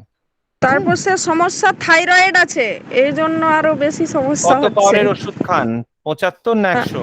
থাইরয়েড এখন 75 খাই। অনেকটাই থাইরয়েড আছে। 100, হ্যাঁ 100 খেতাম, কিন্তু সেটা কমিয়ে 50 করেছিল, আবার বাড়িয়ে 75 করেছে। হুম, থাইরয়েড কোনটা খাচ্ছেন, থাইরোনন না এলট্রক্সিন? এলট্রক্সিন, এলট্রক্সিন। এলট্রক্সিন খাচ্ছেন, ঠিক আছে। হ্যাঁ, তো এখন থাইরয়েডের জন্য খাওয়া দাওয়া সেরকম কিছু বারণ নেই আগের মতো। বারণ বলতে স্যার খেয়ে নিলে আমি বুঝতে পারি যেগুলো অসুবিধা হয়, যেমন এই যে ভেড়ি বা বাঁধাকপি জাতীয় কিছু, বা হচ্ছে ধরুন পুঁই শাক, কি এইগুলো মানে অসুবিধা কি, হয়? মানে ওই যে হ্যাঁস ফ্যাঁস করায় প্রচুর, উঠবস করতে কষ্ট হয়। ওজন মানে ওজন কিরকম, আপনার ওজন বেশি? ওজনটা এখন কম আছে, 40-42 কেজি হবে। হাইটটা 4 ফুট 10 ইঞ্চি। 10 কমই আছে। না, হ্যাঁ ওটা বয়েল করে জল ফেলে দেওয়ার নিয়ম। বাঁধাকপি, ফুলকপি, পালং শাক, হ্যাঁ, তারপরে হ্যাঁ সয়াবিন, এগুলো সমস্ত সেদ্ধ করে জল ফেলে দিলে তাহলে হ্যাঁ। আর ওই হাঁসফাঁস করার বা এগুলো প্রবলেম গুলো হবে না। হ্যাঁ, ওটা হবে ওকে না। স্যার। 100 ডিগ্রিতে বয়েল করে জলটা ফেলে দিতে হবে, তাহলেই। বিশেষ করে মানে ওই কালার জাতীয় জিনিস, টমেটো বা গাজর, এই জাতীয় জিনিসগুলো খেলে একটু বেশি অসুবিধে হয়। আচ্ছা, তাহলে ওটা থাইরয়েড রিলেটেড না, অন্য সমস্যা হচ্ছে। হ্যাঁ, আচ্ছা ঠিক আছে, তাহলে আমরা শেষের দিকে এসে গেছি। Any more question? হ্যাঁ স্যার, আমার একটা কোশ্চেন ছিল। বলুন।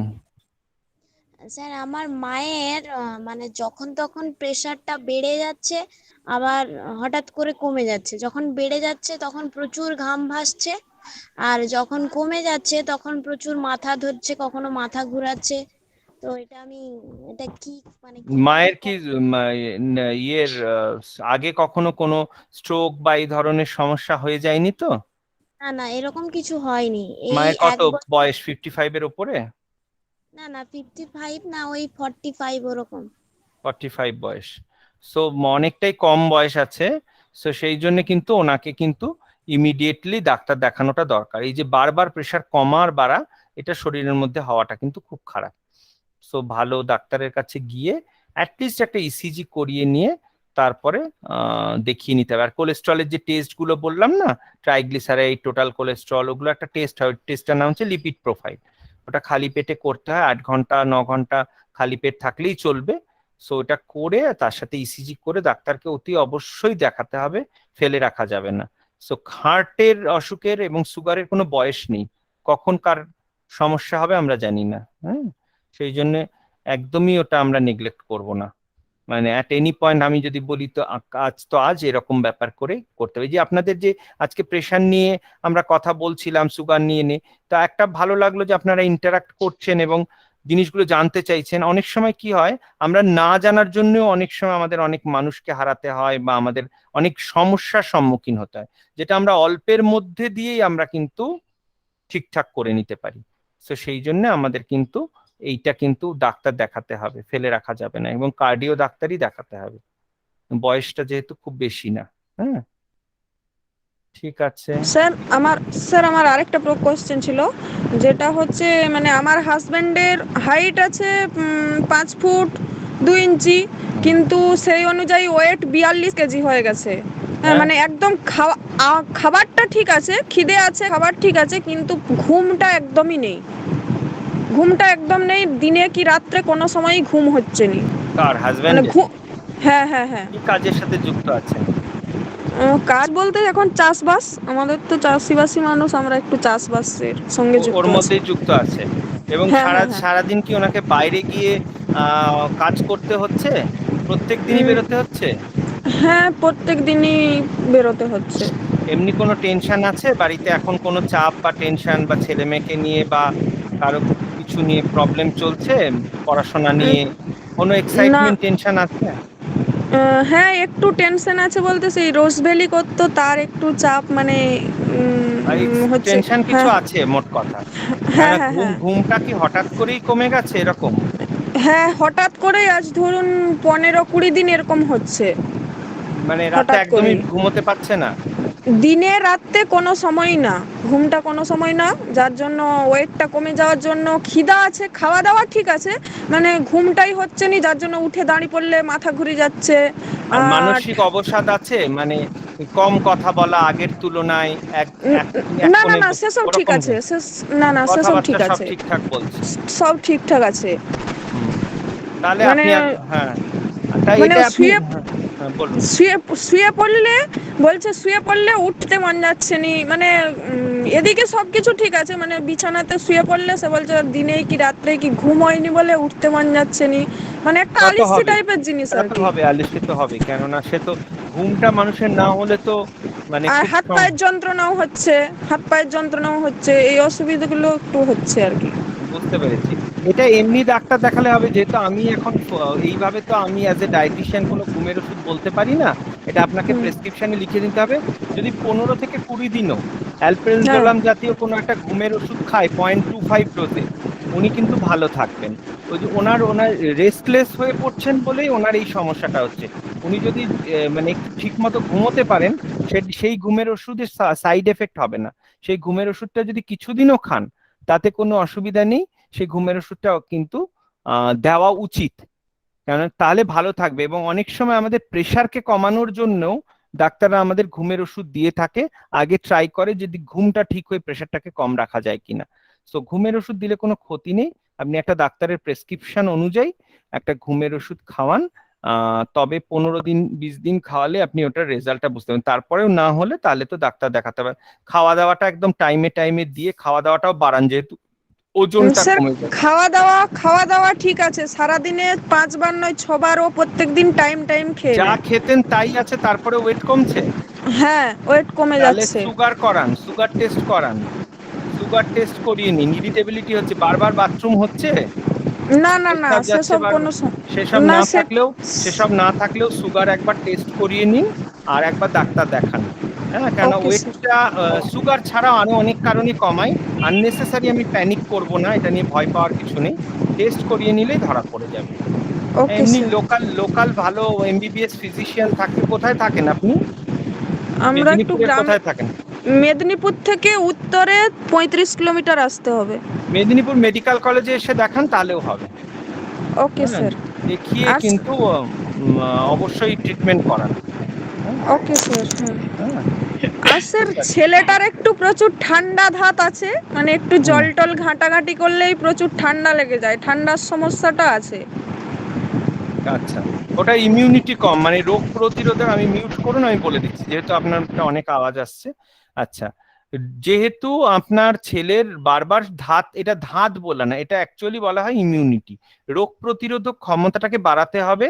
ওকে ঠিকমতো ফল সবজি বা মাছ খেলে, ছোট মাছ, ডিম, বাদাম, যেগুলোতে ইমিউনিটি বাড়ে, তার মধ্যে যেগুলো আমি ছবি দেখালাম, যে কালার্ড ফ্রুটস অ্যান্ড ভেজিটেবলস, সেইগুলো কিন্তু নানান ভাবে, নানান আকৃষ্ট দিলেই যে ও খাবে তা তো না, ওকে নানান আকৃষ্ট ভাবে দিতে হবে। প্রতিদিনই 6টা 8টা করে বাদাম, খেজুর, কিশমিশ এগুলো দিতে হবে, একটা করে ডিম সেদ্ধ দিতে হবে, ছোলার ছাতু দিতে হবে। এই রকম করে ব্যালেন্স করে নানা রকম পুষ্টিকর খাদ্য উপাদান দিতে পারলে ছেলেটার ইমিউনিটি অ্যাকচুয়ালি কম আছে।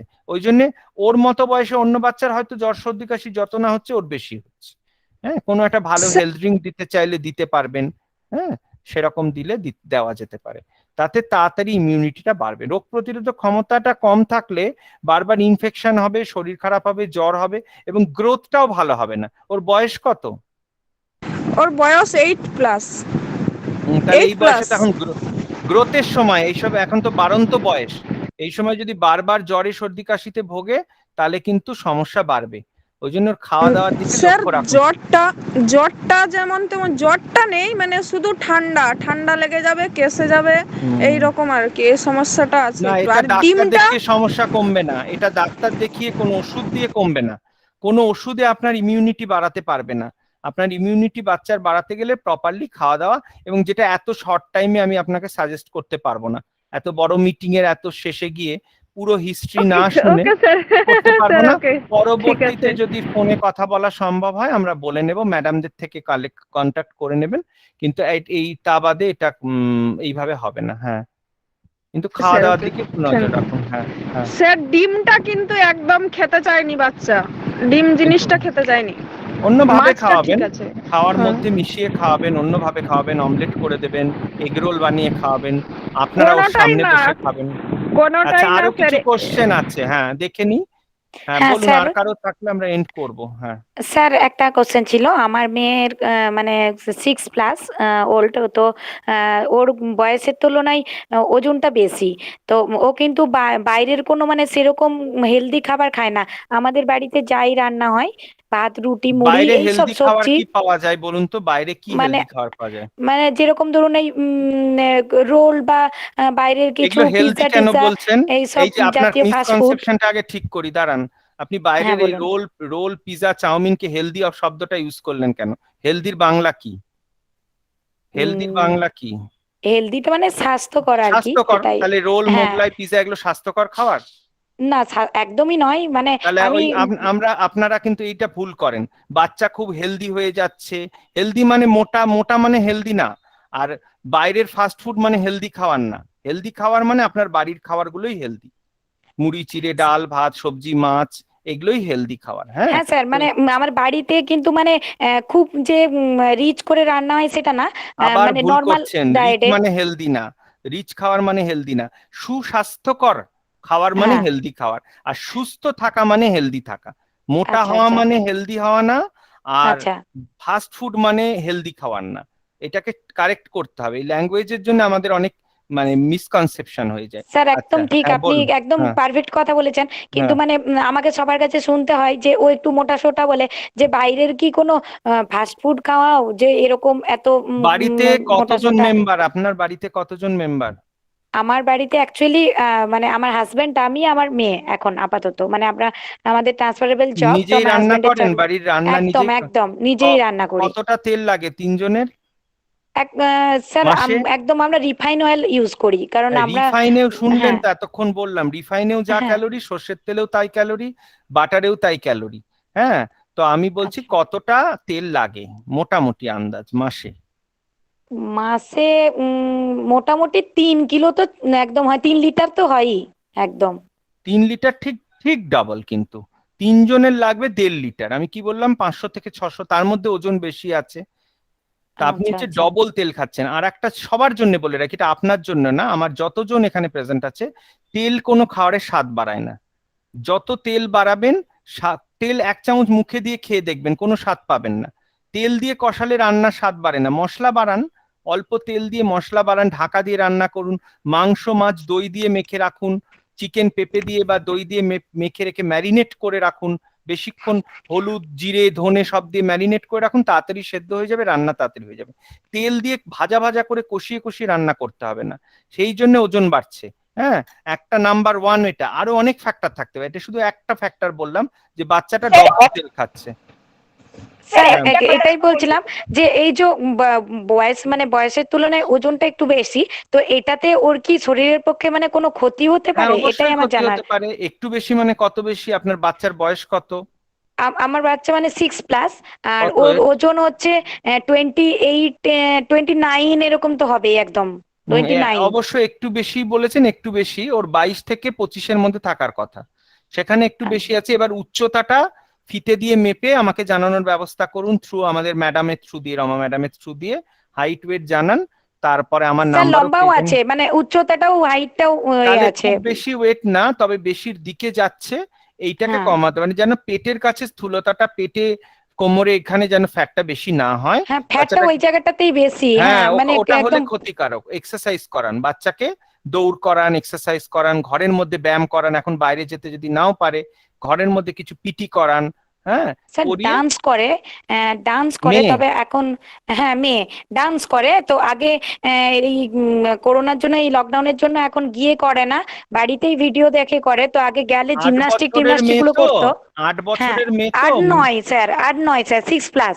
6 বছরের মেয়ে? তাহলে অনেক হ্যাঁ সময় আছে।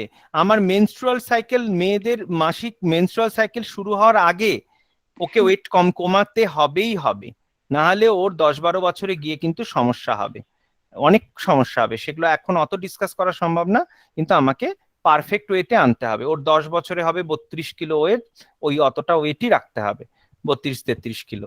সো মানে ওয়েট বেশি হলে কিন্তু ছেলে হোক মেয়ে হোক কোনো না কোনো সমস্যার সম্মুখীন হবে। হ্যাঁ, আমি আচ্ছা আর স্যার। একটা, হ্যাঁ, হ্যাঁ হ্যাঁ, ম্যাডাম বোধহয় বলছেন শেষ করার জন্য। হ্যাঁ বলুন। না না সেরকম কিছু নয়। আমার আমরা কিছু অ্যাকচুয়ালি অসুবিধা নেই। হ্যাঁ, আমারও কিছু অসুবিধা নেই, অনেকটা সময় স্যার দিয়েছেন। তো আমার একটা কোয়েশ্চেন ছিল যে আপনি কি ধরুন আমাদের পার্সোনালাইজ ডায়েট করার জন্য কি আপনি কি করেন সেরকম কিছু, যে অনলাইন আমরা যদি করতে অনলাইন চাই? করে দেব, যেহেতু এটা এনজিও থ্রু দিয়ে আসছে, আমি মানে ম্যাডামের সাথে আলাদা করে আমি কথা বলে, সো এটা একটা মার্জিনাল কিছু ইয়েতে করে আমি ডায়েট কাউন্সিলিং করে দেব অনলাইন ভিডিও, এরকম গুগল মিটের থ্রু দিয়েই 1-to-1। দেখুন সবারটা সবার সামনে সবকিছু বলা সম্ভব না, সব পেশেন্টই হ্যাঁ চাই স্যার, কিছু। এটা খুব ভালো, খুব হ্যাঁ ভালো তো প্রস্তাব স্যার। হ্যাঁ আর তো 1-to-1 স্যার আমি বলছি, করব। 1-to-1 কথা বললে পার পেশেন্ট আধ ঘন্টার সময়ও পাচ্ছেন। তার সাথে ধরুন যেই বাচ্চার আমি করব ডায়েট, বা যেই ভদ্রলোকের করব বা কারো হাজবেন্ডের, তার সাথে আমি এরকম ফেস টু ফেস তাকে দেখে করব না, তার সাথে তো কথা বলবো, তার সমস্যা এখন কি সমস্যাটা আমি অন্য কারো থেকে জানছি, আমি তার সাথে কথা বলবো। যদি বাচ্চা 6 বছরের ওপরে হয় আর অ্যাডাল্ট পেশেন্ট হলে তো কোনো অসুবিধাই নেই, তো ফেস টু ফেস কনসাল্ট করলে অনেকটা ভালো হবে। যেহেতু আজকে গতদিন এতটা রমাদি সমস্যা ছিল না, আজকে অনেকেই অনেক কিছু জিনিস জানতে চাইছে। তো আমাদের যদি অন্য কোনো দিন একটা সেশনই অ্যারেঞ্জ করা যায়, যে কাস্টমাইজ সেশন, সেরকম একটা গ্রুপ সেশনও করা যায়। আজকে তো প্রেজেন্টেশনের পরে অনেক লেন্দি হয়ে যাচ্ছে ব্যাপারটা, যেহেতু আবার 6:15টার সময় আমার আর একটা প্রোগ্রাম আছে, তো আমি হ্যাঁ, বেশিক্ষণ আমরা যদি এরকম করি যে অল্প কিছু নিয়ে, মানে একসঙ্গে এতজন না করে, যারা নাম লেখাচ্ছে বা আগে থেকে বলছে, আমরা অল্প তাহলে করে সংখ্যক দেবো, 5-6 জন হ্যাঁ নিয়ে নিয়ে যদি আমরা করি করে আর দেবো, কি, তাহলে টাইম মানে স্লট দিয়ে টাইম হ্যাঁ। স্লট দিয়ে দিয়ে তাহলে সবাইকে সবসময় বসে থাকতে হবে না, যে বসে যার থাকতে টাইমে হবে সে না, যে সে সেই এলো সময় এবং সেই কাজটা লিঙ্ক করবে। দিয়ে এন্টার করবে। ঠিক করবে। আছে, ওকে। হুম, ঠিক আছে। এটা করা ওকে, যাবে। অসংখ্য ধন্যবাদ। মানে আমার তো মনে হলো যে আজকের ক্লাসটা এমন, যে আমাদের লাইফস্টাইল বা আমাদের রোজকার চলার পথে আমরা যদি স্যারের প্রত্যেকটা কথা মনে রাখি, তাহলে মনে হয় কোনো জায়গায় কোনো অসুবিধা হওয়ার কথা নয়। মানে অ্যাটলিস্ট আমরা আমাদের অসুবিধাগুলো বুঝতে পারবো, যে এই হ্যাঁ, খুব জায়গাগুলো করা সহজ উচিত, এই করে ইন জায়গাগুলো করা জেনারেল। উচিত নয়। হুম, ভীষণ ভালো হয়েছে, মানে ভীষণ, চেষ্টা আমি তো করেছি। বলবো সবার জন্য খুব, মানে আমরা সবাই খুব উপকৃত। থ্যাংক ইউ এরকম একটা সেশন অ্যারেঞ্জ করার জন্য, আমারও খুব বলে ভালো লেগেছে, এবং সব ম্যাডামরা এত ইন্টারাক্ট করছেন সবাই, সেই জন্য আরো বেশি ভালো লাগছে আর কি। হ্যাঁ, স্যার আমি আগের ক্লাসে এই জন্য বলেছিলাম যে স্যারের আরেকটা ক্লাস হলে ভালো হয়, আমি এটা মানে বলেছিলাম, অনেক সুমন ধন্যবাদ, স্যারকে অনেক বলেছিলাম। অনেক ধন্যবাদ, অনেক ধন্যবাদ, অনেক ধন্যবাদ। হ্যাঁ স্যার, হুম, ঠিক ঠিক আছে, আছে, আমি থ্যাংক ইউ, আছি। খুব সুন্দর ক্লাস হলো স্যার। হ্যাঁ, হ্যাঁ স্যারেরা যা আছেন, ম্যাডামেরা আছেন, আপনার আবার অ্যারেঞ্জ করবে। এবং আজকে রমাদি আমি ওনাদের সাথে কথা বলে তো বুঝে গেলাম যে ওনারা কিরকম, কে কোন জায়গায়, কে শিক্ষার সাথে, কে হাউস ওয়াইফ, কে কিভাবে বেলা, তাহলে সেইটা হলে আরো সেইভাবে লেকচারটাকে প্ল্যান করা যায়। কিছু কিছু সায়েন্টিফিক স্লাইড ছিল, আমার মনে হয় সেটা কিছু কিছু আপনাদের বুঝতে অসুবিধা হয়েছে, কিছু ক্যালকুলেশন, কিছু জিনিস, কিন্তু ওভারঅল ছবি টবি দিয়ে খুব শর্করা মানে কার্বোহাইড্রেট, প্রোটিন, ফ্যাট, আশা করি আপনারা বুঝতে পেরেছেন। যদি কোনো জায়গায় না স্যার, স্লাইড হুম, গুলো বুঝতে পেরেছি, খুব ভালো ছিল। আর হুম, স্যার স্লাইড গুলো একটু মানে দিয়ে দেবেন, কারণ হ্যাঁ ওগুলো হ্যাঁ, যেহেতু পাঠিয়ে দেবো, পাঠিয়ে দেবো, আর একটা পাঠিয়ে দেবো। স্যার আমার ছোট্ট একটা কোয়েশ্চেন আছে, আমি শুধু যেটা জানি আমি রেখে দেবো। স্যার বলি, বলুন, বলুন। ও, স্যার বলছি যে ওই যে আপনি বললেন না, আমরা যে মশলাটা তো খাওয়া ভালো, মশলা মশলা খাওয়া খাওয়া খুবই, ভালোই। হ্যাঁ ইন্ডিয়ান যে কিন্তু মশলাগুলো, স্পাইসেস গুলো, ওগুলো আমাদের হ্যাঁ প্রত্যেকটার কোনো না কোনো গুণ আছে।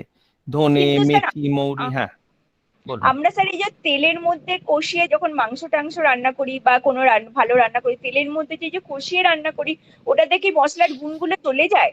না, খুব খুব বেশি যায় না, সব স্পাইসেসের যায় না, কিছু কিছু স্পাইসেসের যায় প্রপার্টিস। তাহলেও যাদের, যেমন একটা এক্সাম্পল দিই, যাদের ওজন বেশি, হ্যাঁ, তাদের মেটাবলিজমের জন্য মশলা বেশি দিলে তাদের ওজন কমতে উল্টো হেল্প করবে। আর যাদের রোগা, তাদের একটু ব্ল্যান্ড ডায়েট, মানে একটু হালকা আঝালা ঝোল বা একটু হালকা খাওয়ানোটা উচিত, যারা রোগার থেকে মোটা হতে চাইছে। আর যারা মোটা, তাদের তেল কম দিন, মশলা বেশি দিন। হ্যাঁ, আর অল্প, এবার সব জিনিস যদি তেলে অনেক কষানো হয়, অবভিয়াসলি তো সেইটার তো গুণ এমনিও খারাপ হচ্ছে। ওই জন্য চিকেন টিকেন জিনিসগুলো না আজকাল ম্যারিনেট করে রাখছে অনেকক্ষণ ধরে, এবং সেটাকে রান্না করলে খুব তাড়াতাড়ি রান্না হয়ে যাচ্ছে। হ্যাঁ, আর যতটা জিনিসে আমি তেল না, যেমন ডাল ফোড়ন না দিয়ে আমি মুসুর ডাল সেদ্ধ খেলাম, তাহলে ওখানে কিছুটা তেল বাঁচাতে পারলাম। সবজিটা ঢাকা দিয়ে রান্না করলাম, কষিয়ে কষিয়ে আমি জল ঢেলে ঢেলে, লাউটাও থেকে তো এমনি অনেক জল ছাড়ছে, অনেক তেল দিয়ে তো লাভ নেই। তো ওই জন্য ওগুলো বেশি তেল দেওয়ার দরকার নেই। মশলা দিন, তার মধ্যে একটু বড়ি দিন, এইভাবে লাউ ঝিঙে পটল এগুলোকে করুন। দই পটল করুন, হালকা হবে, দইয়ের মধ্যে একটা তেল থাকে, দই দিয়ে মাটন চিকেন এগুলো করলে অনেকটা আপনার তেলটা সেভ। যত তেলটা বাঁচাতে পারবেন, পার হেড ধরে রাখবেন 600 থেকে 700, মোটা হলে 500, তাহলে অ্যাভারেজ যদি মনে করেন আপনার 4 জন ফ্যামিলি মেম্বার, তেল ঘি বাটার সব দিয়ে আপনার 2.5 লিটারের মধ্যে রাখুন, মানে ফ্যাটটাকে 2.5 লিটার। যদি 4 জন মেম্বার হয়, 2 জন হয় তাহলে 1 লিটার 300 এরকমের মধ্যে রাখার চেষ্টা করুন। স্যার এটা মাসে তো, স্যার এটা মাসে মাসে? মাসে মাসে, হ্যাঁ মাসে, দিনে না। স্যার একটা প্রশ্ন করবো, যদি 6 জন হ্যাঁ। ঘরে মেম্বার হয় তো কত লিটার তেল রাখবো? 4 জনের যদি 2 লিটার হয়, 6 জনের 3 লিটার, 3.5 লিটার ম্যাক্সিমাম, 3.5 লিটার। হ্যাঁ, তেল কমালে খরচাও বাঁচলো, আমার শরীর বাঁচলো। মেন ওই যে দেখাচ্ছিলাম না, রক্তনালীর মধ্যে ফ্যাট জমে যাওয়া, নানা রকম সমস্যা সব আপনার ওই তেল থেকে। এবং ওই সাদা তেল স্যার, যেটা রাইস অয়েলটাকে বেশি রাখুন ব্যবহার, আর মাছ ভাজতে শুধু সর্ষের তেল ব্যবহার করুন, আর হোয়াইট অয়েলটা একটু যেমন স্যার 6 জনের মানে বড় বাচ্চা সবাই আছে আর কি, সবাই এক, তো তার মানে মধ্যেও 2 থেকে 90 একই তেলের রেকমেন্ডেশন। 2 বছরে মোটামুটি সব খাওয়া শিখে যায়, তাহলে 2 বছরেও 4 চামচ তেল, 90 বছরেও তাই একই, মানে একদম ওল্ড এজেও তাই, একই রকম তেল সবার জন্য। স্যার আরেকটা প্রশ্ন করব, আমার মেয়ে 12 বছরের আর ওর ওয়েট একটু হেভি, তো কি করা যায় বলুন তো? প্রায় 58 কিলো ওয়েট হয়ে গেছে। কার? আমার মেয়ের কথা বলছে। হ্যাঁ, ওটা কাস্টমাইজ করতে হবে। আর আমি টাইম দিতে পারছি না, কিছু মনে করবেন না, যেহেতু পরের ক্লাসটা আবার আমাকেই অনেক কথা বলতে হবে, 6:15 থেকে 8টা অবধি আবার চলবে একটা। হ্যাঁ, তো ওটা একদম বড় আমরা মেয়ে মোটামুটি যেহেতু। তো স্যার থেকে জেনে গেছি, একটু আমি বলি, আমার স্যার থেকে মোটামুটি জেনে গেছি যে কোন ধরনের খাবারগুলো খেতে হবে, তার সঙ্গে এক্সারসাইজ, এটা একটু করুন। আর স্যার যেদিন পার্সোনালি ক্লাসগুলো নেবেন বা আপনাদের সঙ্গে ফেস টু ফেস বসবেন, সেদিন তাহলে আমার মনে হয় ভালো হবে, তাই না? দিদি পুরোটাই তাহলে জেনে যার নিতে পারবেন। দিদি যার আমার তাই হচ্ছে মনে হচ্ছে। বেশি আছে ওয়েট, যার বেশি আছে ওয়েট, এই যেমন মেয়ের কথা বলছে, 8 বছর 10 বছরের মেয়ে, বা কারো নিজের ওয়েট কমাতে চাইছে, কাস্টমাইজ ডায়েট লাগবে, আমার মনে হয় তারা একটু সিঙ্গেল আলাদা বসে গেলেই ভালো হয়। আর একদমই ছোট তাই। বাচ্চার স্যার গুলো আপনি তাও ইন একদিন একটু জেনারেল করে দেবো। একটা ডেট দিন না প্লিজ। ম্যাডাম করবেন, একটা ডেট দিলে ভালো ম্যাডাম আচ্ছা, করবেন, ঠিক আছে, ম্যাডাম 1 to 1 আপনারা আমি বলে দেবো। লিস্ট, পেশেন্টের নাম ধরুন, আমি ইজি করে দিচ্ছি, আপনাদের যে স্যারকে বা এই ম্যাডামকে আপনারা নাম, বয়স, এজ, ফোন নাম্বার দিয়ে একটা লিস্ট পাঠান, তারপরে ডেটগুলো আমরা দেখে দেখে দেবো। একদিনে তো 5 জন 6 জনকে ডেট দিয়ে আমিও পারবো না, একটা ডায়েট চার্ট বানাতেও অনেকটা সময় লাগে, বোঝাতে হবে সেটা আপনাকে আবার। হ্যাঁ, তারপরে ফলো আপ রাখতে হবে। একবার আপনি দেখালেন দিয়ে আপনার আর পাত্তা পেলাম না, তাহলে হবে না, কিন্তু প্রত্যেক মাসে আপনাকে জানাতে হবে যে কিরকম কমছে বাড়ছে, কি হচ্ছে, অসুবিধা হচ্ছে। হ্যাঁ, তারপর আপনার ওজনটা কমে গেলে তখন আবার একটা অন্যরকম ডায়েট করতে হবে, মানে অন্যরকম একটা আপনি ডায়েট রিডিউসিং করতে হবে। স্যার ডায়েট দিলেন, আপনার রিডিউস হচ্ছে হচ্ছে কমছে কমছে, তো একটা জায়গায় গিয়ে তো থামতে হবে। সেই সময় কেমন ডায়েট হবে সেটাও স্যার এরকম বলে ডায়েট দেবেন, হবে। হ্যাঁ, সেটা তখন মনিটর করতে হয়তো হবে। হোয়াটসঅ্যাপে আমাকে মেসেজে জানাতে থাকলেন, আমার পেশেন্টরা ওইভাবেই আমাকে জানায়, হোয়াটসঅ্যাপে ফলো আপ করতে থাকে, তাহলে আমারও সুবিধা হয়, কারো একটু বেশি কমে, কারো একটু কম সময় কমে, এরকম আর কি। কিন্তু ওয়েটটা কমানো বাড়ানো সবটাই সায়েন্টিফিক্যালি করা উচিত, নিজে নিজে হুটহাট করে করাটা উচিত না। ঠিক আছে, অনেক ধন্যবাদ। ওকে, হ্যাঁ, অসংখ্য ধন্যবাদ মিস্টার সৌমেন্দু ঘোষকে আরো একবার আমাদের সবার thank you sir, thank you, thank thank you you. So much, thank thank you sir. You. আচ্ছা স্যার লেট করুন, আপনারা একটু থাকবেন কেমন, আপনাদের সঙ্গে একটু কথা আছে। Okay madam. আচ্ছা, যেটা হচ্ছে আমাদের তো একটা পরীক্ষা দিতে হবে, তাই তো? মানে যেহেতু সার্টিফিকেটটা পেতে হবে, সেই জন্য তো আমরা রমাদি একটু ইন্টারাপ্ট করছি, আমি রেকর্ডিংটা স্টপ করে দিচ্ছি। ওকে ওকে, হ্যাঁ হ্যাঁ, অবশ্যই অবশ্যই। আমার আর 5 মিনিট লাগবে, কেমন? উইদিন 5 মিনিটস আমি শেষ করছি।